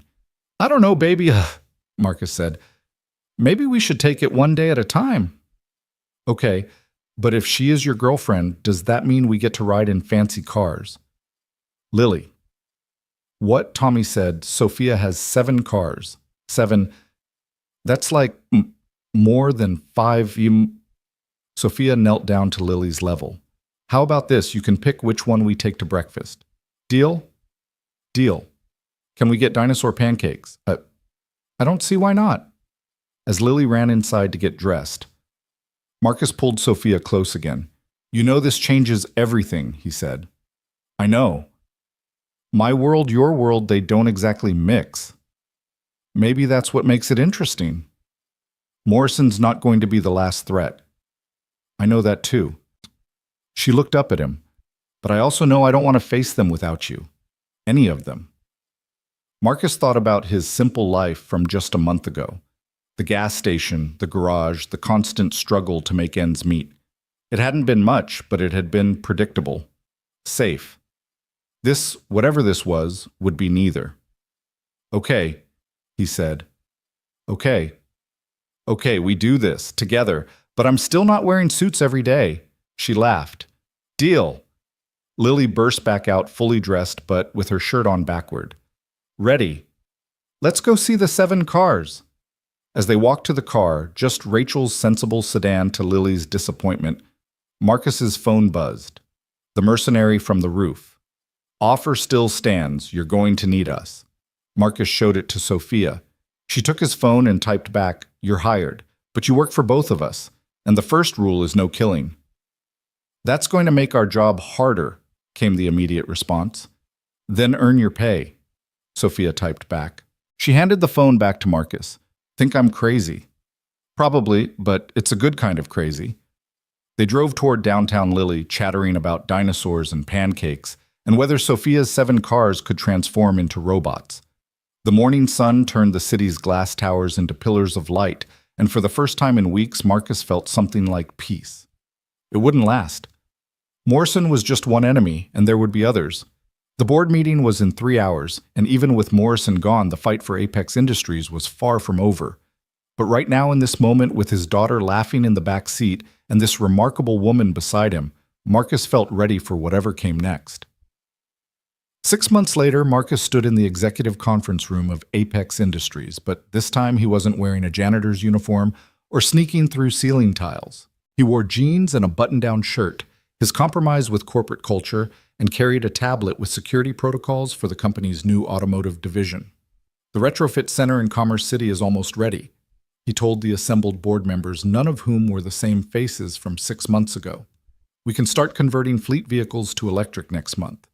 Sophia sat at the head of the table, no longer the embattled CEO fighting for survival, but a leader who'd transformed crisis into opportunity. After the scandal, Apex had restructured completely, selling off the divisions tainted by corruption and refocusing on sustainable technology. The automotive division, Marcus's idea, was their newest venture. Mr. Torres, one of the new board members, said, "Your projections show profitability within 18 months. That seems optimistic." "It's realistic," Marcus replied. "I've been fixing cars for 20 years. I know what people need, what they can afford, and what they're willing to pay for. This isn't about selling luxury EVs to rich people. It's about converting work vehicles, delivery vans, service trucks, the vehicles that actually keep the city running. And you'll be overseeing this personally. Along with my team, yes." His team. Tommy ran logistics using his connections to source parts. Luis handled the technical systems, making sure their converted vehicles could talk to smart city infrastructure. Maria managed customer service, and Diego made sure they stayed on the right side of the law, mostly. After the meeting, Marcus found Sophia in her office, the same one where he'd broken in months ago. She was staring at her computer screen, frowning. "Bad news?" he asked. "Email from Morrison's lawyers. He's suing for defamation." "Let him. Discovery will be fun." She laughed, spinning her chair to face him. "When did you become so comfortable with legal warfare?" "When I started dating a CEO. You pick things up." The dating thing had been complicated. They'd tried to keep it quiet at first, but Lily had blown that by announcing at a company picnic that her dad was kissing Ms. Sophia all the time now. The media had been brutal, initially gold digger accusations for him, judgment about inappropriate relationships for her. But they'd weathered it, and now it was just another fact. Sophia Chen was rebuilding Apex Industries, and she was doing it with a former mechanic who'd saved her life. "Speaking of Lily," Sophia said, "she called me earlier, from school." Marcus groaned. "What did she do?" "Corrected her science teacher about dinosaur facts. Apparently there was a heated debate about whether T-Rex was a scavenger or predator. She gets passionate about accuracy. She gets that from her father." Sophia stood, moving close to him. "How's the Northside facility?" Marcus had convinced Sophia to open the retrofit center in his old neighborhood, providing jobs for people who needed them. It had been a hard sell to the board, but the tax incentives helped. "Good. We hired 12 new mechanics this week, all local." "And the gas station," Marcus smiled. He'd bought Jerry's old station with his first real paycheck from Apex, turning it into a training center for the retrofit program. Kids from the neighborhood could learn the trade, get certified, and get hired. "Jerry called me a sellout, then asked for a job." "Did you give him one?" "Management position. He's terrible at it, but he shows up." Sophia's phone buzzed. She glanced at it, and her expression darkened. "What?" Marcus asked. She showed him the screen. A news alert: former Apex CFO Harrison Blake found dead in federal prison. Marcus read the details. Apparent suicide, though the circumstances were suspicious. Blake had been in protective custody, supposedly safe from other inmates he'd testified against. "Morrison," Marcus said. "Probably. Tying up loose ends. Are you safe?" I have the best security consultant in the city, she said, trying for light, but Marcus saw the fear underneath. I'm serious. So am I. She took his hand. Marcus, there will always be threats. People like Morrison don't forgive. But I'm not running anymore. We're not running. Marcus's phone rang. The school. Mr. Torres, Lily's fine, but there's been an incident. We need you to come pick her up. They both went, Sophia insisting. They found Lily in the principal's office, chin high, defiant. A boy sat across from her with a bloody nose, his parents glaring. She hit him, the mother exclaimed. He said Daddy was a gold digger, Lily shot back, and that Sophia was a word I'm not supposed to say. Marcus knelt by his daughter. Lily, we've talked about this. Violence isn't... You fought bad guys to protect Sophia, Lily interrupted. Why can't I... The question hung in the air. The principal looked confused. The other parents looked uncomfortable. Sophia stepped forward. Because, she told Lily gently, your dad fought when there was no other choice, when people were in real danger. Mean words aren't the same as physical danger. But they hurt, Lily said, and her tough facade cracked. They said you only like us because Daddy's handsome and you're desperate. Marcus saw Sophia's jaw tighten, but her voice stayed calm. People say mean things when they're jealous or scared or just don't understand. But we know the truth, right? We know why we're together. Because Daddy saved you, and then you saved him back, and now you save each other. Something like that. The principal cleared his throat. Lily will need to serve detention, and we'll need assurances this won't happen again. It won't, Marcus said firmly, then looked at the other parents. But maybe you should talk to your son about spreading gossip he hears at home. The father bristled. Are you implying... I'm stating, Marcus said, standing. Keep your opinions about my family to yourself, and we won't have problems. They left with Lily between them, small hand in each of theirs. In the parking lot, she looked up at them. Am I in trouble? Yes, Marcus said, but also a little bit no, Sophia added, earning a look from Marcus. What? She was defending us. That counts for something. Don't encourage her. I'm not. I'm just saying if someone had stood up for me when I was her age... She trailed off. That night after Lily was asleep, they sat on the balcony of Sophia's apartment. Their apartment now, though Marcus still kept his old place. The city sprawled below lights, twinkling like ground-level stars. I have something to tell you, Sophia said. Marcus tensed. Good or bad? I don't know. Different. She took a breath. The board wants me to take Apex public again. IPO within the year. Apex had gone private during the restructuring, buying back shares at rock-bottom prices. Going public again would mean massive profits for everyone involved. That's good, right? It means scrutiny. Every aspect of our lives under a microscope. The media will dig into everything your past, my relationships, Lily's mother. Marcus was quiet, thinking about his wife. Sarah would have laughed at all of this. She'd always said he was meant for bigger things than he believed. Can you handle it? Sophia asked. Can you? With you, yes. Then we do it. She smiled, but there was something else. There's more. The board wants to know about succession planning. What happens to the company if something happens to me? Nothing's going to happen to you.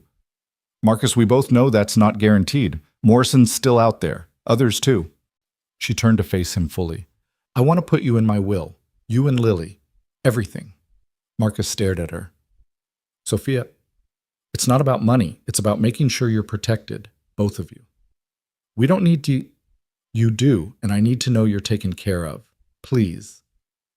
Before he could respond, his phone buzzed. The overnight security team at the retrofit center. Boss, we've got a problem.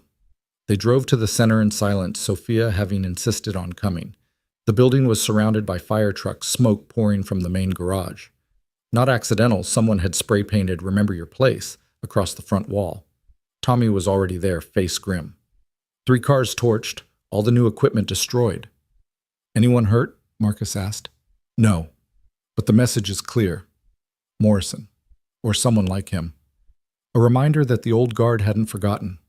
Sophia was on her phone calling lawyers' insurance PR teams. But Marcus just stood there staring at the burning building. His dream, his chance to give back to his community, going up in smoke. "We'll rebuild," Sophia said, appearing at his side. "With what insurance will take months. The neighborhood needed these jobs now." With this, she showed him her phone, a bank transfer, $10 million from her personal account to the company's. "My inheritance from my grandmother. I was saving it for something important." "Sophia, I can't." "It's not for you. It's for them." She gestured to the crowd, gathering locals who'd been hoping for work kids who'd signed up for training. "It's for everyone who believed in this." The next morning, they held a press conference in front of the burned building. Sophia announced the immediate rebuilding, the expansion of the program, and a challenge to the old guard trying to stop them. "You can burn our buildings, she said to the cameras, "but you can't burn our resolve. Every attack makes us stronger. Every setback makes us more determined." Marcus stood beside her, Lily between them. His daughter held a sign she'd made herself, "My daddy and Sophia are heroes." The image went viral within hours. The struggling single dad, the CEO, and the little girl who believed in both of them. Donations poured in. Other companies offered support. The mayor promised city resources. Morrison responded through intermediaries, anonymous threats, legal challenges, whisper campaigns. But something had changed. The city was watching now. The story had captured something people needed: hope that the system could change, that good people could win. 3 weeks later, the retrofit center reopened. Bigger, better, with a waiting list of customers and more job applications than they could handle. Marcus stood in the new garage watching his team work. Tommy was teaching a kid from the neighborhood how to properly torque battery connections. Luis was showing a group of high schoolers how the diagnostic computers worked. "Proud of yourself?" Sophia asked, appearing beside him. "It's not about pride." "Then what?" He thought about it. "Redemption, maybe. Showing Lily that where you come from doesn't determine where you go." "She already knows that. She learned it from you." That night they had dinner at Marcus's old apartment. He'd insisted on keeping it a reminder of where they'd started. Lily was at a sleepover, so it was just them eating takeout Chinese on the floor because Marcus had sold most of his furniture. "I've been thinking," Sophia said. "Dangerous. About us. About what this is." Marcus set down his chopsticks. "And I love you." The words hung there, simple and complicated at once. "I love how you see the world," she continued. "How you protect people. How you've raised Lily. How you make me remember who I was before I became so focused on being who I thought I should be." "Sophia, I know it's fast, I know it's complicated, but almost dying has a way of clarifying things." Marcus moved closer to her. "I love you too. Have for a while now." "Since when?" "Since you stood in my gas station terrified but trying to be brave. Since you trusted me when you had no reason to. Since you made dinosaur pancakes with my daughter and acted like it was the most important thing in the world." She kissed him then, and it felt like a promise. Later, as they lay together on his old mattress on the floor, Sophia said, "The IPO is next month." "I know. Everything changes after that." "I know that too. Are you ready?"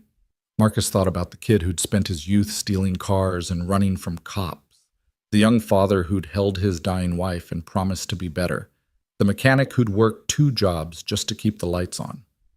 "No," he said honestly. "But I'll figure it out." "We'll figure it out," she corrected. The IPO was held at the New York Stock Exchange. Marcus wore his first real suit, bought not rented, though he still tugged at the collar. Lily wore a dress that Sophia had let her pick out, purple, with actual dinosaurs printed on it, completely inappropriate and perfect. They stood on the trading floor as Sophia rang the opening bell. The stock price soared immediately, the comeback story everyone wanted to believe in. Within hours, Apex Industries was worth more than it had ever been under the old leadership. But the real moment came that evening at the celebration dinner. Morrison was there. He'd bought shares through shell companies, still trying to profit from what he'd tried to destroy. He approached their table, smile sharp as a blade. "Congratulations, Ms. Chen. Mr. Torres." He looked at Lily. "And the little princess." "Thank you for coming, James," Sophia said coolly. "Wouldn't miss it. Though I should warn you, the market can be volatile." "What goes up?" He shrugged. Marcus started to stand, but Lily beat him to it. "You're the bad man," she said clearly. "The one who tried to hurt Sophia." The room quieted. Morrison's smile flickered. "I don't know what you mean." "Yes, you do. Daddy says liars always know they're lying." She turned to the room at large, voice carrying. "This man is a liar and a bully, and he burns down buildings when he doesn't get his way." Security moved toward them, but Sophia raised a hand, stopping them. "Mr. Morrison was just leaving," she said. Morrison's face had gone red. "You can't—" "I can. I'm the CEO, and you're trespassing." She stood Marcus beside her. "Leave, now. And James." The FBI reopened their investigation. Something about new evidence from Harrison's files. "You should expect a call." Morrison left, but not before leaning close to Marcus. "You'll regret this." "Get in line," Marcus replied. The threat would have scared him once. Now it just felt tired. Men like Morrison had been threatening men like Marcus forever. The difference was now Marcus had resources to fight back. A week later, Morrison was arrested on federal charges. The evidence from Harrison's files, carefully leaked to authorities, was damning. He'd live his remaining years in the same prison where Harrison had died, though probably not for long. Marcus stood in the garage of the retrofit center, now one of 5 across the city. They employed 300 people, had contracts with the city and state, and a waiting list stretching into next year. "Mr. Torres," a young man approached, nervous. "I'm starting Monday." "In the training program." Marcus recognized him, one of the kids who used to hang around his old gas station asking for work he couldn't give. "Good to have you aboard. Is it true what they say about you and Miss Chen?" "What do they say?" "That you saved each other." Marcus thought about it. About that night 6 months ago, no, almost a year now, when a desperate woman had crashed into his life and changed everything. "Yeah," he said. "That's true." The kid nodded and headed off to orientation. Marcus watched him go, remembering being that age, that hungry for a chance. His phone buzzed. A text from Sophia. "Board meeting over. We're approved for nationwide expansion. Dinner at home. Lily wants to show us her science project." Home. Their apartment, but really anywhere the 3 of them were together. He texted back, "On my way." As he drove through Denver past the old gas station, now the Marcus Torres Vocational Center, past the courthouse, where Blake had been tried, past the hotel where everything had almost ended, Marcus thought about the strange turns life took. He'd saved a stranger because it was the right thing to do. She'd saved him right back by showing him he was worth more than survival. Together, they'd built something neither could have managed alone. The media called it a modern fairy tale. His old crew called it lucky as hell. Lily called it destiny, though she couldn't pronounce it quite right. Marcus called it life. Messy, complicated, dangerous, beautiful life. He pulled into the parking garage of their building, where Sophia's 7 cars sat mostly unused. Lily had been disappointed to learn they were all just regular cars, not transformers. As he walked to the elevator, he passed the security office where the mercenaries turned bodyguards monitored everything. They nodded respectfully. The apartment door opened before he could reach for the handle. Lily stood there beaming, holding what looked like a papier-mâché stegosaurus. "Daddy, I got an A+. Mrs. Henderson says I'm going to be a paleontologist for sure." "That's amazing, baby." Sophia appeared behind Lily, no longer the terrified woman from the gas station or the embattled CEO from the boardroom. Just Sophia, wearing jeans and one of Marcus's old shirts, smile soft and real. "Welcome home," she said. And it was. Despite everything, the threats, the violence, the constant vigilance required to stay safe, this was home. This patchwork family forged in crisis and strengthened by choice. Marcus kissed Sophia, hugged his daughter, and listened to her explain her science project in exhaustive detail. Outside Denver went about its business, unaware that in this apartment, a mechanic and a CEO and a dinosaur-obsessed little girl were proving that sometimes the best things in life came from the worst circumstances. Later that night, after Lily was asleep, Marcus found Sophia on the balcony looking out at the city lights. "Any regrets?" he asked. "About which part?" "Any of it. All of it." She was quiet for a moment. "I regret that people got hurt, that Harrison died even if he brought it on himself. that we'll always have to look over our shoulders. But I don't regret stopping that night at your gas station. She turned to him. That was the best wrong turn I ever made. Marcus pulled her close. You know we're probably always going to have enemies. Probably. And the media will never leave us alone. Definitely not. And Lily's going to keep correcting her teachers about dinosaur facts. God, I hope so. They stood together looking out at their city. Somewhere out there, another Morrison was probably plotting. Another crisis was building. Another challenge was waiting. But tonight they were safe. They were together. They were home.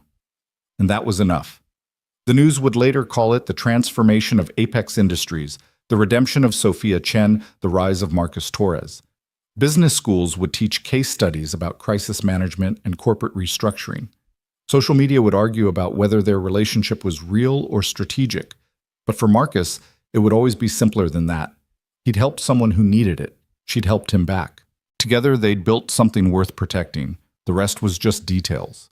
The medical examiner's report would list the cause of death as complications from a fall. But everyone who knew James Morrison understood the truth. He had jumped from his penthouse balcony rather than face trial. The news broke on a Tuesday morning just as Marcus was teaching a group of teenagers how to diagnose battery problems in electric vehicles. Mr. Torres. Luis appeared in the garage doorway, phone in hand, expression grave. You need to see this. Marcus read the headline twice before it sank in. He immediately called Sophia, who was in Seattle closing a deal with the city for a fleet conversion contract. I heard, she said without preamble. Rachel just called. This changes things. Does it? He's gone, Marcus, the last real threat. But Marcus knew better. Men like Morrison didn't exist in vacuums. They had allies, protégés, people who owed them favors or feared their secrets would be exposed. Morrison's death wouldn't end anything, it would accelerate it. He was right. The first sign came 3 days later. A man in an expensive suit appeared at the retrofit center claiming to be from the city's licensing department. He spent 2 hours examining permits, taking photos, making notes.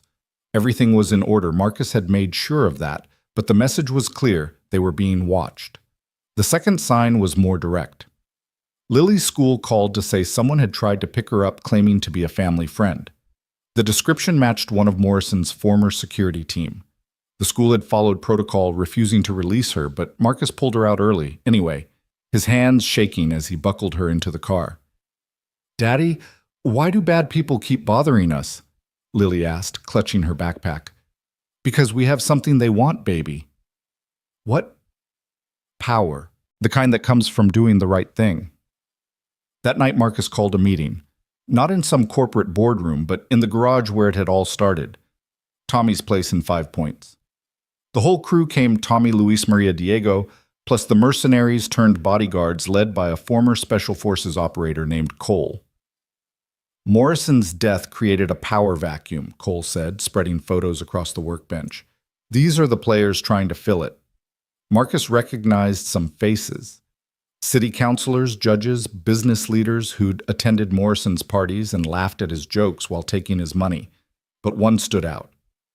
Victoria Ashford, Morrison's protégé and rumored lover, a woman who'd built her fortune in pharmaceutical patents through methods that skirted the edge of legal.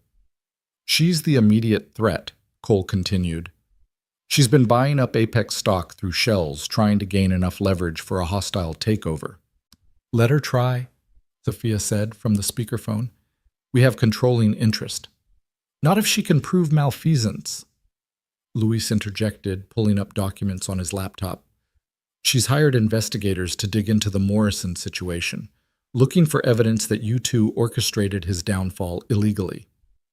We didn't, Sophia started. Doesn't matter what we did or didn't do, Marcus cut in. It matters what she can make people believe. The room fell silent. They all knew how this game worked now. Truth was negotiable in their world. What mattered was who controlled the narrative. So we control it first, Maria suggested. Get ahead of whatever story she's trying to tell. Marcus's phone buzzed. A text from an unknown number. Your daughter has a beautiful smile. It would be a shame if something changed that. The photo attached showed Lily at school that morning, taken from across the street with a telephoto lens. Marcus's vision went red. Tommy grabbed his arm before he could punch the wall. "Easy, brother. Getting angry is what they want. They're threatening my kid." "Then we handle it smart," Cole said. "This isn't Morrison's gentleman's warfare. Ashford plays dirtier." Over the next week, they went on the offensive. Luis traced the threatening messages to a security firm connected to Ashford. Diego used his police connections to open an investigation into the threats. Maria leaked the story to sympathetic journalists, framing it as a powerful woman targeting a child to get to her father. But Ashford was smart. She responded with her own media campaign painting Sofia as a corrupt CEO who'd seduced a vulnerable single father to legitimize her power grab. She dredged up Marcus's juvenile record, spinning his past as evidence of criminal tendencies. She even hired actors to protest outside the retrofit centers, claiming unsafe working conditions that didn't exist. The stress began to show. Sofia flew back from Seattle early, canceling meetings to deal with the crisis. She and Marcus fought for the first time real fighting, not the playful bickering they usually engaged in. "Maybe you should distance yourself from this," she suggested one night after another brutal news cycle. "Take Lily somewhere safe until it blows over." "You want me to run? I want you protected, both of you. And leave you to face this alone. That's not happening. Marcus, she's using you to get to me if you weren't in the picture. If I wasn't in the picture, you'd be dead in an alley somewhere, remember?" The words came out harsher than intended. Sofia flinched, and Marcus immediately regretted it. "I'm sorry, I didn't mean—" "Yes, you did, and you're right." She sat down heavily, the weight of everything visible in her posture. "I brought this into your life. Maybe I should be the one to leave." "Don't." Marcus sat beside her, taking her hand. "We're stronger together." That's what scares them. The breaking point came 2 weeks later. Lily's class was on a field trip to the Museum of Nature and Science when it happened. Marcus had volunteered as a chaperone, unable to shake the feeling that something was wrong. His instincts proved right. They were in the dinosaur exhibit, Lily's favorite, when Marcus noticed them. Two men who didn't belong moving through the crowd with purpose, eyes locked on his daughter. He recognized the walk, the surveillance patterns. Professional kidnappers. Marcus didn't hesitate. He scooped up Lily mid-sentence about pterodactyl wingspans and moved quickly toward the emergency exit. Behind him, he heard commotion as the men tried to follow through the crowd of children. "Daddy, what?" "Quiet, baby. We're playing a game." He hit the emergency exit alarms blaring. The museum's security would respond, but not fast enough. Marcus ran toward the parking structure, Lily clinging to his neck. He could hear footsteps behind them getting closer. A van screeched around the corner door, sliding open. For a heart-stopping moment, Marcus thought they were trapped. Then Cole jumped out, rifle raised. "Get in!" Marcus dove into the van as Cole and his team engaged the kidnappers. The firefight was brief but intense, professional operators against hired thugs. It wasn't even close. As they sped away, Lily buried her face in Marcus's chest, crying for the first time through all of this. "I was scared, Daddy." "Me too, baby. Me too." That night, the gloves came off. Sofia called an emergency board meeting and, with Rachel's legal maneuvering, initiated a forensic audit of every shareholder. Within hours, they'd frozen Ashford's assets, claiming suspicion of money laundering. Luis released everything, every dirty deal, every bribe, every affair. Ashford's pharmaceutical company stock plummeted, but the real blow came from an unexpected source. One of Morrison's former mistresses reached out to Sofia with a cache of documents Morrison had hidden insurance against Ashford if she ever turned on him. The documents detailed how Ashford had tested drugs on homeless populations, had competitors killed, had judges assassinated. "We can't use this," Rachel said when she saw the documents. "It was obtained illegally." "We don't have to use it legally," Sofia replied. Her transformation over the past year had been complete, from idealistic CEO to pragmatic warrior. "We just have to make sure she knows we have it." The meeting with Ashford took place in a neutral location, a law firm downtown. Ashford came with a team of lawyers. Sofia came with Marcus and a single manila folder. "Ms. Chen," Ashford said, voice like poisoned honey, "ready to discuss terms of your surrender." Sofia slid the folder across the table. Ashford opened it, scanned the first page, and went pale. These are copies, Sophia said calmly. The originals are in multiple secure locations with instructions to release if anything happens to anyone I care about. This is blackmail. This is insurance. You're going to sell your Apex shares back to the company at a loss. You're going to leave Denver. You're going to forget we exist. And if I refuse, Marcus spoke for the first time, then your pharmaceutical empire gets exposed for what it really is. Every test subject who died, every competitor you eliminated, every official you bought it, all goes public. Ashford's lawyers were frantically whispering to her, probably explaining how bad this could get. She held up a hand, silencing them. You've learned to play the game, she told Sophia. Morrison would be proud. Morrison is dead, Sophia replied. And you're about to be irrelevant. Choose. Ashford stood slowly, adjusting her jacket. You've won this round, but Denver isn't the only city, and Apex isn't the only company. We'll meet again. No, Marcus said, standing as well. We won't, because if I see you again, if you come near my family again, I won't bother with folders and lawyers. The threat was implicit but clear. Ashford studied him, perhaps seeing something in his eyes that Morrison had missed the willingness to do whatever it took to protect what was his. She left without another word. The aftermath was swift. Ashford liquidated her Denver holdings and disappeared, reportedly relocating to Europe. Her allies scattered, not wanting to be associated with her fall. The investigations into Apex suddenly stopped. The protests ended. The negative media coverage evaporated. They'd won. Again. But the victory felt different this time. We're becoming them, Marcus said one night standing on their balcony, using their tactics, their methods. We're surviving, Sophia corrected. There's a difference. Is there... We just blackmailed someone into submission. Someone who tried to kidnap your daughter. I know, that's what scares me, that I don't feel bad about it. Sophia moved beside him, taking his hand. You're a good man, Marcus Torres. Nothing we've had to do changes that. How do you know?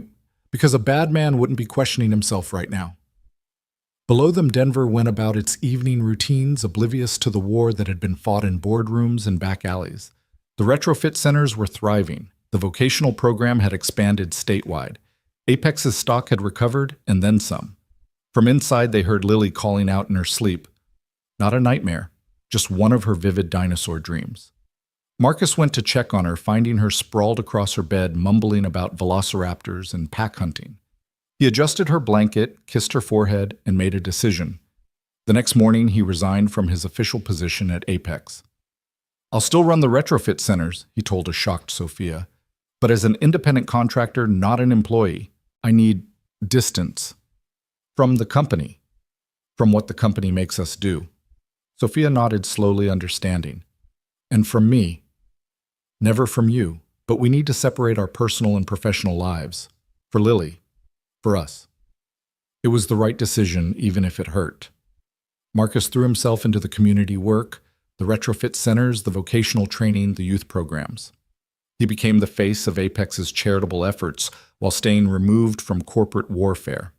Sophia continued to run the company, but with better boundaries. She hired a proper security team professionals who handled threats without involving Marcus. She fought her battles in boardrooms and courthouses, keeping the violence away from their home. They found balance, or something close to it. 6 months after Ashford's exile, Marcus was teaching a Saturday workshop for teenagers when one of them asked, Mr. Torres, is it true you saved Ms. Chen from killers? Marcus paused, wrench in hand. The kid was maybe 15, all gangly limbs and eager eyes, reminding Marcus of himself at that age. Where'd you hear that? Everyone knows. You're like a legend. The mechanic who became a hero. I'm not a hero. I just helped someone who needed it. But you got rich from it, right? Moved up. Marcus set down the wrench, choosing his words carefully. I got something better than money.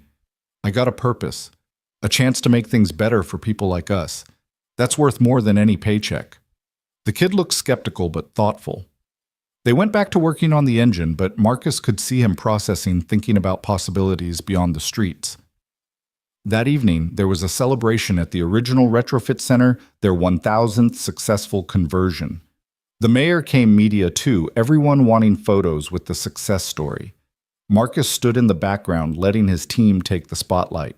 Sophia found him there, slipping her hand into his. Hiding from your own party. It's not my party. It's theirs.